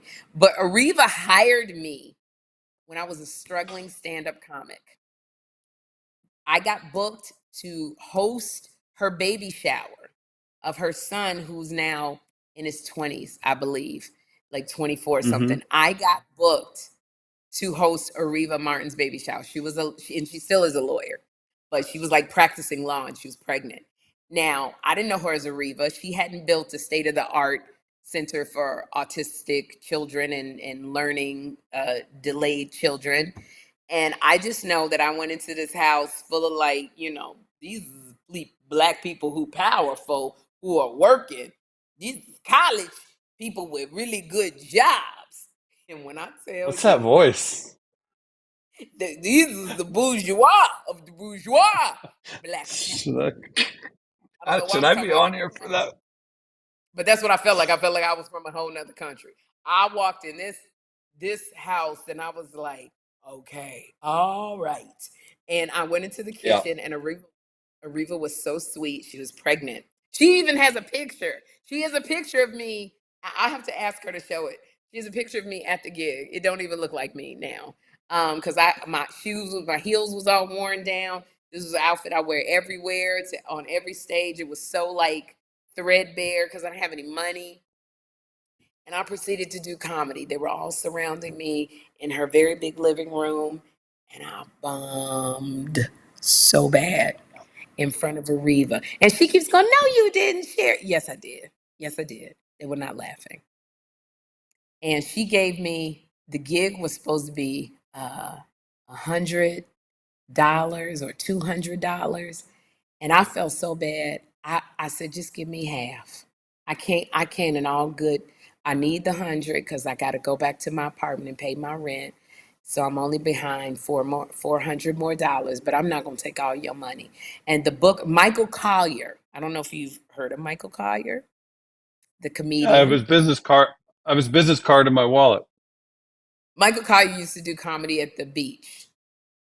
And he was booking these gigs. He was so angry at me. Don't you ever get back money and you done got on that stage and you perform. I don't give a if you bomb. I don't give if you kill. I don't give a. You don't ever get back no money, and I need my commission. So I never forgot that. I was like, oh my gosh. But you know what? That made me who I am. I used to bomb so much. I, I was impervious. Now, I don't bomb now because I know I'm funny because it took all of those gigs of me bombing to get You better, had to. bombing to being better. So I think about that sometimes when I be laughing with Areva. She's like, the party was not bad. I was like, no, y'all was bougie. Y'all was bougie. But Right. I love Areva. I love Areva. We have much respect for each other. And that's a funny story. Now I'm getting Yeah, honored man. by the woman who hired me to do a baby shower, and I bombed in front of her when I was a struggling comic with no money, literally couldn't afford to take the bus back home. And please don't do this, but I used to hitchhike a lot. And so I had to hitchhike back to my I apartment don't. that I was getting evicted from. And there you The have no. it. I don't like hitchhiking. Again, it was dangerous, but that used to be kind of a thing. Like it wasn't like from what I understand, I wasn't around for it, but like now I would. This is gonna sound. I've seen what I would describe as like people that are probably right out of a halfway house or something, or they'll stick their thumb out on the road or something. It looks like they maybe don't have a Yeah, lot of no. options. Yeah, you It can't used be to be doing it. something people did. I used to do it all the time. When I tell you, Yeah. that was my mode of transportation. But let me tell you, the last time I hitchhiked, the last time I had a car. I was leaving the comedy store, and but I had to park all the way up in the hills because there was no parking, and I had to walk. I was just like, oh my gosh, That's a literal mountain if you've never it's a been. literal Yeah. like it was way up in the hills. When I tell you, okay, when I was younger, I just was very naive. I'm gonna stop calling myself a dumbass. I was very, very naive. I was a Jehovah's Witness and I was very sheltered. So when I came out from being a Jehovah's Witness, a lot of stuff hit me that I just didn't know how to handle. So I was very naive young girl, which is why I have such a compassion for young girls who get into situations and they don't know how to say no. They don't feel that they don't know their power. They don't know the authority that they may have over their bodies. I feel for them because I was that girl. So I say this to say, Chris, I'm walking up that hill and I was just like, I'm tired. This white van stops. There are 3 men in the van that I counted. And the guy rolls down the window. He's like, Where are you going? My dumb ass. I said I was gonna stop calling myself a dumb ass, but I gotta use that term. My dumb ass goes, my car is all the way up the hill. That's where I'm going. And he goes, you want to ride? Because like we can give you a ride up there. And I go, yes, thank you. And I get into this white van, and it was one that had a back seat. One of the vans that had a back seat. So the two dudes go, we'll get in the back so you can sit in the front. And I go, thank you. Now, you can imagine all the scenarios of two men getting in the back of a girl in the front seat. So I'm in this van, and it's got two doors. I mean, what was it? What was it like to like ride in Argus Hamilton's van? Y'all don't know who Argus Hamilton is. Nobody, no one watching this knows who Argus Hamilton is. Nobody knows who Argus Hamilton is. He's a comic. He's an older guy. He's a comic. He's a fixture. He's a legend from the Comedy Store. He dated Mitzi Shore. Sorry. Okay, so you're up there. And he never had a white van. Now, he had a white Corvette, maybe. But it was a white van, and the doors open like this in the back. And so as we're going up through this hill, he says, I go, what do you do? I said, oh, I'm a comic. And I said, well, what do you do? He goes, oh my gosh, we are carpet layers. And I went, okay. They drove up there. This is at 10 o'clock at night? It was later than 10. The Comedy Store closes friggin' late. It had to be like 11 going on midnight. So they drive up, and they pull in front of my car, and they let me out. And they said, we're glad we could help you. Like, have a great night. And I was like, thank you so much. Voice all high. My voice didn't change until I started doing the View. I went, thank you very much. Got in my car and drove off. I think I told some of my friends, and they were like, what the fudge? You got in a white van? And what are you, Sherri? And that's when I was like, oh my goodness. There were like all those girls you hear missing, and I'm very thankful to God that he was like, I got a dummy for a daughter, and I got to dispatch a ton of angels to protect this dumbass that I done created. Because she don't know her head from her ass. So I need to send out, hey, Gabriel, go and get the girl. Michael, go get the girl. I need 9 angels to go surround this girl, because I don't need her to be cut up tonight. I don't know why I told that story. Yeah, we were talking about. But you're still here. Resilience. That's what it is. I know you got to go. I know you got Jeffrey all over. Right, you made it through. So obviously everybody needs to tune into the Sherri Show. Yeah. One more. Give me just a second. There's a bunch of good ones. More people are trying to. Ones. I thought it was obvious. Sorry, Joshua. I totally understand where it's not, because I was being stupid. Some people keep asking who the interviewer was, and I said Steve from Springer. I thought it was obvious that was a joke. It was not Steve Wilk. It was not Steve. If I get subpoenaed, Mid-Coast Media gonna be named Sherri Coast Media. It was not Steve Wilkos. No. Chris was joking. See. Steve Wilkos. Oh yeah, I said it. Steve Wilkos. Tell me, Steve. What did you? No, it was not Steve Wilkos. Well, you said it was a woman, and I can't imagine. And I'm Steve. I'm not gonna say the name. Oh, okay. I got you. Let's see. Trell wants us to come to Wisconsin for a comedy show. We're going to be in Milwaukee with Areva. It's not going to be as funny, but I'll be there. Register to vote. Yep. Hang on. Sorry, there's a lot of comments. I don't have.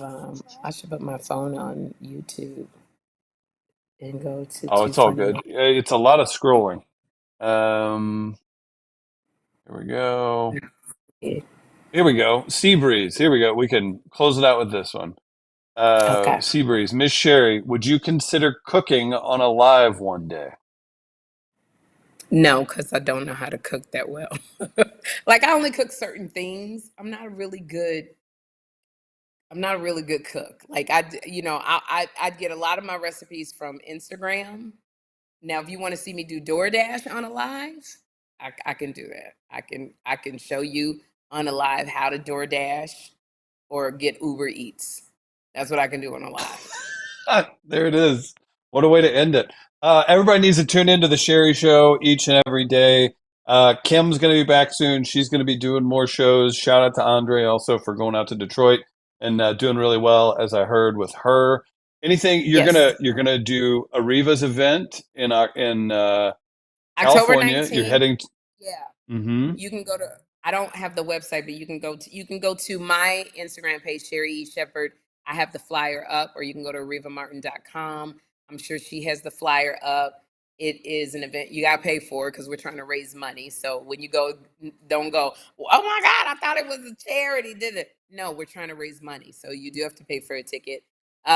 Also, Morris Chestnut is coming on the show from the show Reasonable Doubt, and The Best Man. He will be on the show on Monday.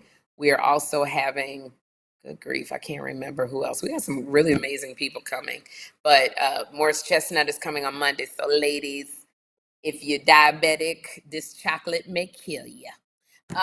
Okay. And well, I know that was bad. I just said that off the top of my head, Chris. Give me a little grace. And I'm doing stand-up too, good. but I don't know. You just got to, I got some stand-up gigs in October. Just go to sherrishowtv.com and you'll see I got 2 big comedy dates coming up. And I think that is it. I keep trying to pull this up because during the whole show it's gonna look like I got no clothes. We did have a few comments. I told people it was $9.99 a month to find out if you were. I got a whole dress on. I have a whole dress on. Okay. It's just, I wish Kym was here. I wish Kym was here. the dress, but I kept trying to put it down so that you see a little bit of it. But hey, it is what it is. It is a strapless pink dress, and so I'm gonna get out because I have to call my son. He's got a cold and he's mad because he can't understand how he got this cold. And I keep telling him he's taking the train now to school back and forth. Now you're around a lot more people, Jeffrey. So somebody gave you a cold. He's like, well, why would somebody do that to me? Well, because probably they didn't know they had a cold, Jeffrey. So he can't come out of his room because I told him I don't want to have a cold. So he's like coming out and go, no, you put on the mask. Mommy can't get sick. Yeah. Because you see all this? That's a mortgage payment. And mama can't be sick because if she's not sitting on that chair going, hey, family, she don't get paid. You think you're going to come in my house, yeah, and sneezing on me? I told him, you're not 3. Don't sneeze on me, boy. I swear to God. Because if I got to do this and that hand got to pop you, and we're not playing that. Oh, my God. What? Wow, you look good. Who? You. That's, wow. Look My at that hair? I look like a cartoon character. No, you look good. That buzzy cut is great. That buzz cut is it. Yeah, they did a good job. It's so funny. Yeah, white people, y'all can put that mousse in and just move it to the side and it be stuck on one side. You move it to y'all like that stuff that freezes it in place. Okay, I think that would fix all. No, not so okay. much So that. is No, this doing it for you? Yeah. They got this trend, Chris. Black women with white men, and it's a certain song they play, and they show like the transition that white men went through from being like white dude to after they've been with a black woman, like the metamorphosis that they went to from being with a black woman.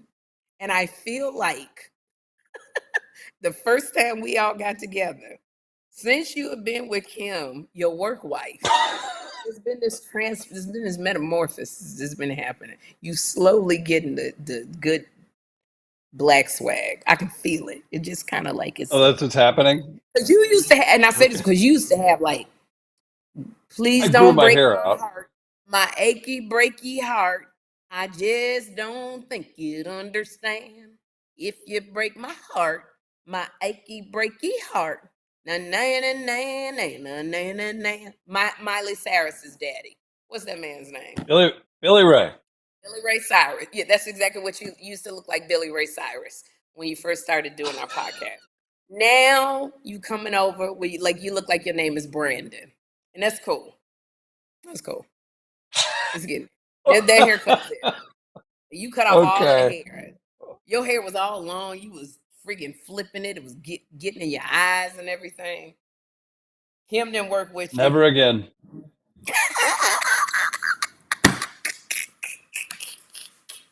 And I feel like right. now you're getting more R&B. You Phil Collins. I want to go see Phil Collins. If you ever want to give me something for my birthday,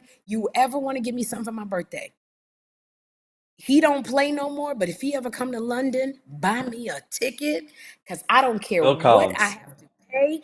I've got to see Phil Collins. I can feel it coming in the edge of night. Oh, no. I've been waiting for this moment for all my life. Hold on. Okay, there you go. You got the little swaggy thing. Go on, Brandon. Go ahead, Brandon. Yeah, that's what's happening. Okay, all right. I see where it's at. Make sure to support me. You still. You know what? You know what, Andre? Andre and I can't. I don't know who gets the credit for it. Andre and B Flat have coined me as Suge White, and Coke. The great Coca Brown from Hey Auntie podcast. Coca has been calling me light skinned Chris. I love it. See, that's the thing. You didn't hang around all these black women. Black women and one black man. That is hysterical. Y'all listen to B Flat, Tighten Up Tuesdays. I haven't talked to B. I got to call her because I donated some money when she was doing her thing and I never paid her. So Kym paid her.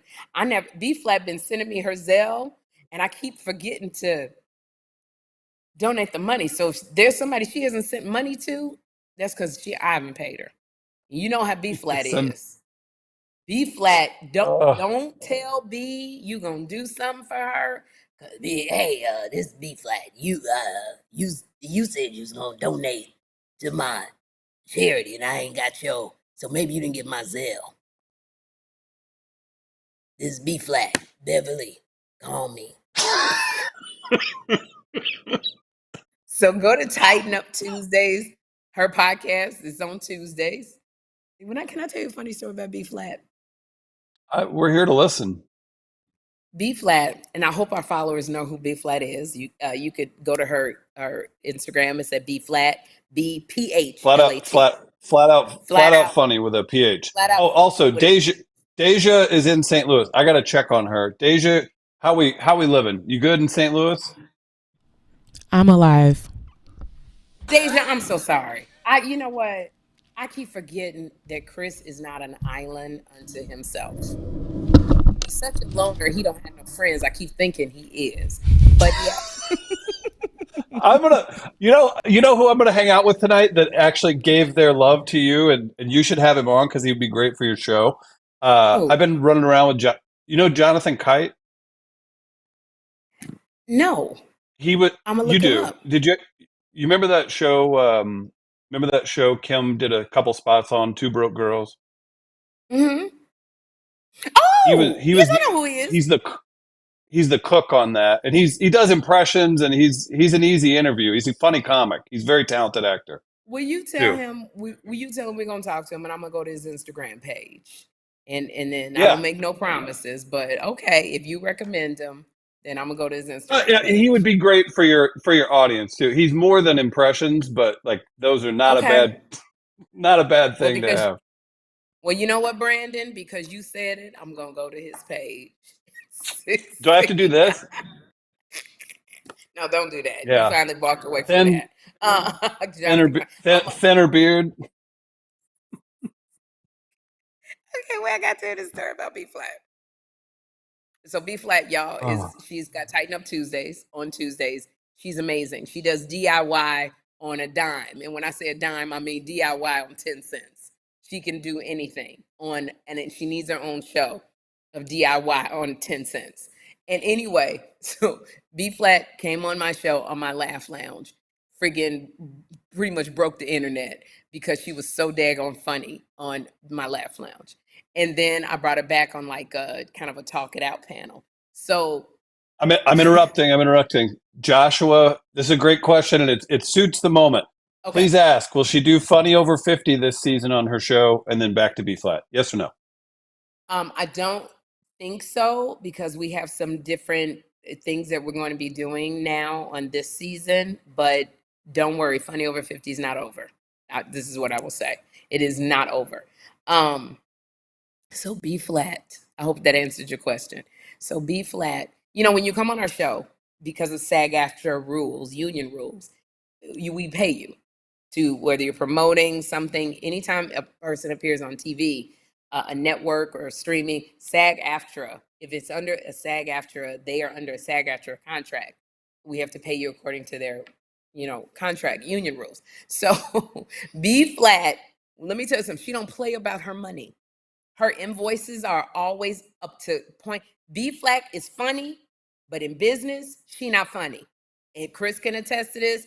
She's a perfectionist. Blah, blah. So she was on the show, and my friend Tammy Pescatelli was on the show. And I'm going to say this. Tammy's white, B flat's black. Tammy's Italian, B flat's, she's black. Tammy's I don't know hilarious, what by the way. and Tammy Pescatelli is hilarious. Both of my friends. So they were both on the show. So they submitted an invoice to be paid. So sometimes stuff slips through the cracks. So neither one had gotten paid. Nobody told me. Like, Tammy never called me and said, Sherri, the show didn't pay me. So if I don't know, I can't go back and go, what's going on with the checks? Because I didn't know, because Tammy did not know. But let me tell you who did call me 2 weeks later. She goes, yeah, hey, this B flat. I didn't get my money. And I was just calling to find out, where's my money? Now, we've been friends for a long time. I got a talk show. I'm going to pay you. So there are some things that happen, and you can Google it, that happened on the show. We lost a person on our show who passed. And so it was a bit of a holdup with everybody's checks, because we had an unfortunate passing on the show. And so this was a person, he handled the money. So B flat sends me an email. She goes, yeah, this is B flat, and I'm real sorry to hear about, the passing of so-and-so. I'm very sorry. But who do I send my invoice to get my money?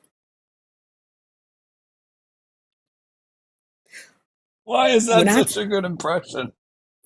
But who do it must be somebody else over there that can get my check to me, because it's been motherfucking 4 weeks. So then I called Tammy, and I said, Tammy, why you didn't tell me that you didn't get paid? And this is what Tammy says. My white friend, she goes, Sherri, because I know you're good for it. You have a talk show. You're not gonna not pay us. So I knew we were gonna get the check. This was not a big deal. And I said, B flat, what's going on? She was like, yeah, I know we friends, but I don't play with my money. And you still didn't answer where I send the invoice to get my money. So That's B so flat. funny.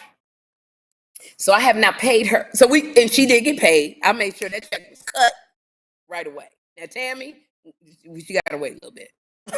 But I have not given B flat her donation, and I need to do it, because she gonna be calling me. And I love her. So that's it. I'm not talking no more. There it is. What an excellent time. Sherri, that are good? there are so many. This Joshua guy, just killing me in the live chat. We asked the question. We already answered it, but wants to know, will you bring Juanita Lolita back for her laugh lounge? And I just broke a rule of my own. I usually don't reward multiple crazy posting, but Well, sometimes because they keep, because they know we even answered it, and so they ask it again, because sometimes they think you bypassed them, and as long as you're being respectful. Are we going to bring Juanita Lolita on? Well, the answer for that would be no, because we're not going to be doing Funny Over 50 this season. But as I said before, Funny Over 50 is not over, which means that Juanita Lolita is not over, because she wrote some jokes for me that like killed when I was on stage, when I took her on the road with me. So it is not over with Juanita Lolita and me. So you definitely will be seeing her again, if not being on the road with me, because I love and adore Juanita Lolita. So the answer is maybe not this season, but you have not seen the end of Juanita Lolita. So I hope I answered that for you. There you go. Absolutely. At what age did you start setting aside money for your retirement? That's from number one, Vanessa. And then we'll close it out. At what age did I start setting away money for my retirement? When I started making money. Because when you're in survival mode, that's the last thing you think about is insurance policies and stocks and, socking stuff away and, all of that. I was just surviving. I could bet you when I got in that white van with the men, I was not thinking about, retirement. So when I started making money and I started working in the industry regularly is when I started socking away. Now, what happened is because I made very not good choices in my marriage, going through 2 divorces took everything. And I'm very thankful that I have a talk show now and I have a second chance to start socking away, because like literally, that's why you got to really be careful with who you choose to align yourself with, because you can lose everything. And Kym Whitley can attest to it. Niecy Nash can attest to this. My darkest days were going through 2 very public divorces and child custody battle over my baby up here, expensive child support payments, expensive divorces. At one time, one of my divorces, I had like 5 lawyers. It was such a fight going to Supreme Court. Do that math. Do that math. 5 lawyers. It was, and lawyers are expensive, and Per especially hour. if you're in the Per public. hour. Per hour. There was one, especially if you're in the public eye, they're more expensive. And, with some, because the divorces both were so, what's the word? They weren't amicable. They were so, what's the other word opposite amicable? And it's a big word. Can get me? They were so acrimonious. Is that the word I'm looking for? Is that the word? They were so acrimonious. It was so bad and ugly. Like we're talking about, hiring private investigators and things like that. Those people are expensive. I had to fight what people were placing in these blogs, go after them, placing stories that were not true. It was a lot of money. I literally had to go into my savings. I had to cash out life insurance policies to survive. I had been let go from The View. I wasn't working. You would see me on TV, but those were movies that I had done maybe a year ago, TV shows that I had already done. I had done guest stars on shows. But what people forget is even when you're working, if you're not working on something regular, like you're just surviving. It's only 2%, I think, of the actors in SAG union make a lot of money. Everybody else, they're called bread and butter actors, so they're working. So that's why the strike affected so many. Like people think, oh, everybody in Hollywood's rich. So no. So going through that divorce, the first 3 years when I did the Newlywed Game, hosted the Newlywed Game, all those checks went straight to my lawyers. There was a time I was on The View. I forgot you did that, and that came up at my meeting yesterday morning. And she's like, oh, yeah, I remember, didn't she host that? And I was like, what? I totally forgot. Yeah. I hosted the Newlywed Game for 4 seasons, I believe. And all my checks for 3 seasons went straight to the lawyers. After I paid my commission, again, 10% to my agent, 10% to my manager, 5% to the business manager, 5% to the lawyer. That's 30%. And then you got almost 48% in taxes. So picture that when you hear about these celebrities making money. Already you got to take out 70% commissions and taxes. You cannot get away from that. So all of the extra money was going to the lawyers to pay off the astronomical bills of, going through a very public divorce and child support.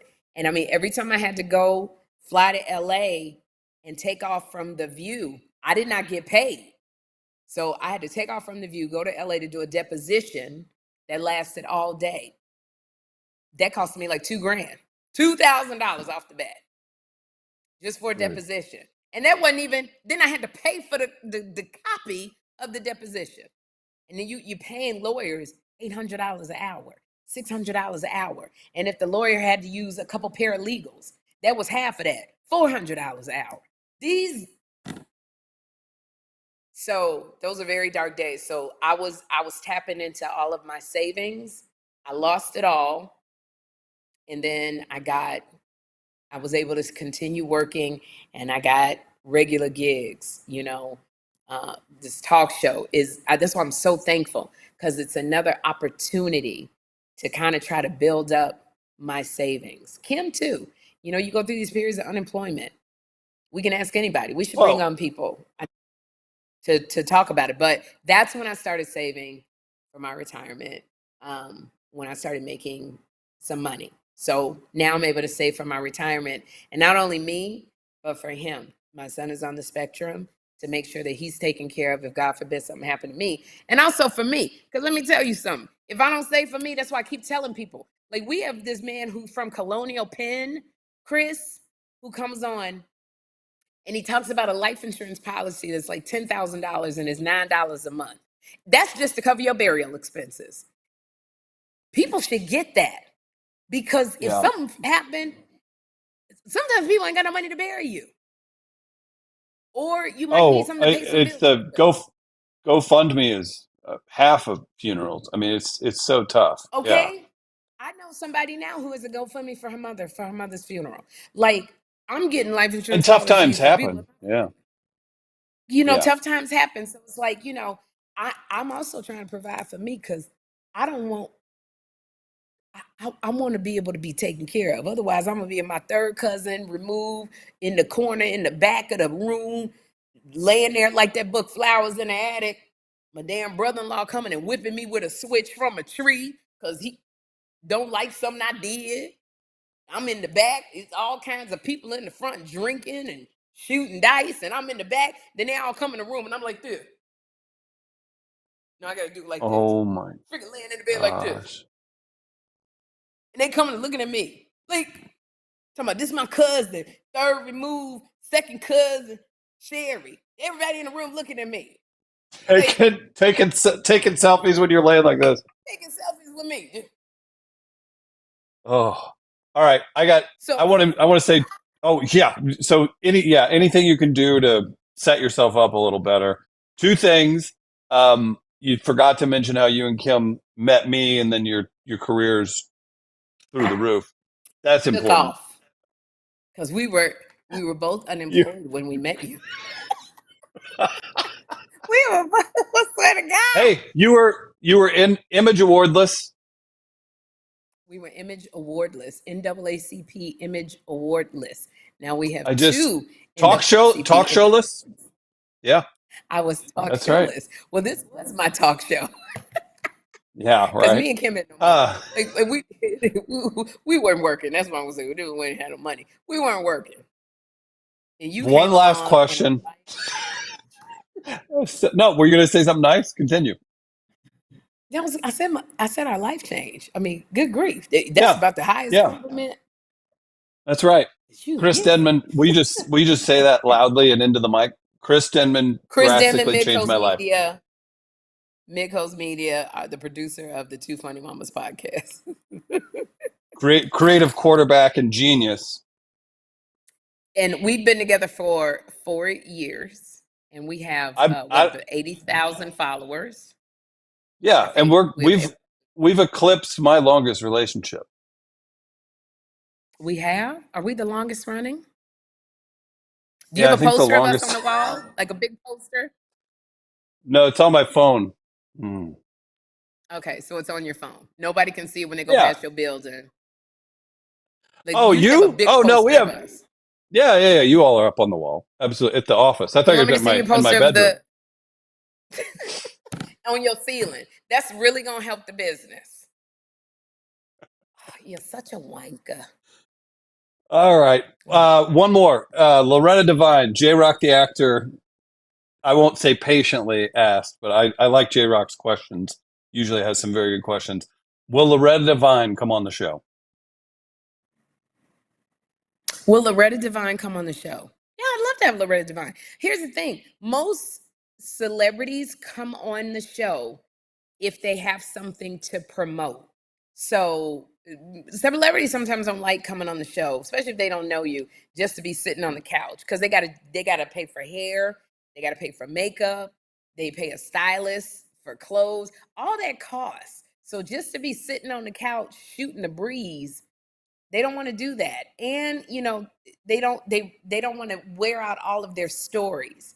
So if Loretta Devine has something to promote, I would love to have her on the show. But then that also requires a lot of celebrities don't want to come sit on the couch because they got to fly to New York. So you're talking about flying to New York, getting a hotel, transportation, although we take care of some of that. But like if you don't have anything to promote, you're paying for all of that. So, and then a lot of people don't feel like traveling to New York. It's just, so when people are on a promotional tour, like Niecy Nash Betts came on to promote her show Grotesquerie, which please watch. It's on FX.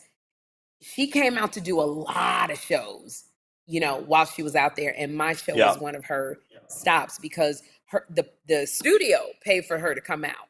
Niecy don't just be coming out to sit on the couch and talk with me about our friendship. We can do that when I get off this podcast.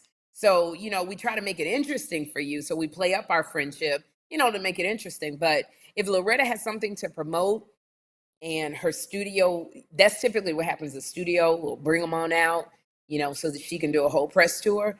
I love Loretta Devine. I work with her on the Jamie Foxx show. So I don't know if I'm talking to Loretta Devine. But yeah, that answers. I would love to have Loretta Devine. Alicia wants you to invite Tiana Taylor. Did you say Garrett Morris? I'd love to have Garrett Morris. I love Garrett. Garrett played my father. He was. I brought up Jonathan earlier, and he was with Garrett at his Hollywood Star presentation. Garrett got a star? Yeah, absolutely. I gotta text him. I gotta send him flowers. Oh my gosh. He played my father in a show called Cleghorn. It was based off the life of Ellen Cleghorn, who used to be on Saturday Night Live. I love Garrett Morris. And Garrett Morris played. You didn't know that? I did know that. We've never talked about it. Ellen Cleghorn, she teaches now at in New like York. A professor. Yeah. She was so talented on SNL. Yeah. So my gosh, she was. And so the CW or the WB had just became a network, and they had one night instead of every night. It was only one night, and Cleghorn was one of their flagship shows, and it was based on her life. Garrett Morris played my dad, and he also I worked with him on the Jamie Foxx show. He played Jamie Foxx's uncle, so I know Garrett. So I will call him and congratulate him. And I am getting my star on the Hollywood Walk of Fame. I'm so excited in April.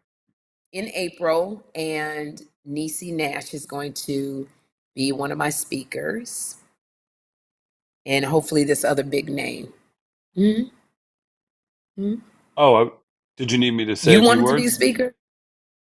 On the Hollywood Walk of Fame. And now a mediocre looking white dude says a few words about Sherri Shepherd. I'm not gonna say that so we can preserve our friendship. I politely nose past Oprah. Excuse me. Yeah, exactly. That's exactly what you did. Thank you. Oh shit! All right, you got to go. Yes, I have to go now, be a mother, because I told Jeffrey I was only going to be 5 minutes, and I got to get out of here. I got to pack because I got to go to Atlanta tomorrow. So you know what, guys? It's been. Let me put these glasses on because I can't see. It's been so much fun, and I'm so glad I got to spend this time with you. And we're missing Kym Whitley. We miss you, Kym, but you're in Belize. Take care of yourself. Have fun. Don't be doing no freaky offs over there in Belize, because if you do anything and you go to jail, we can't come get you because we got to be to work in the morning and we don't have that kind of money. So we love you. And you guys, thank you so much for coming and joining Chris Denman of Midcoast Media and me on Two Funny Mamas. All right? Shout out to Areva Martin. Shout out to Deja back in St. Louis. Thank you, everybody, for tuning in. Bye, Sherri.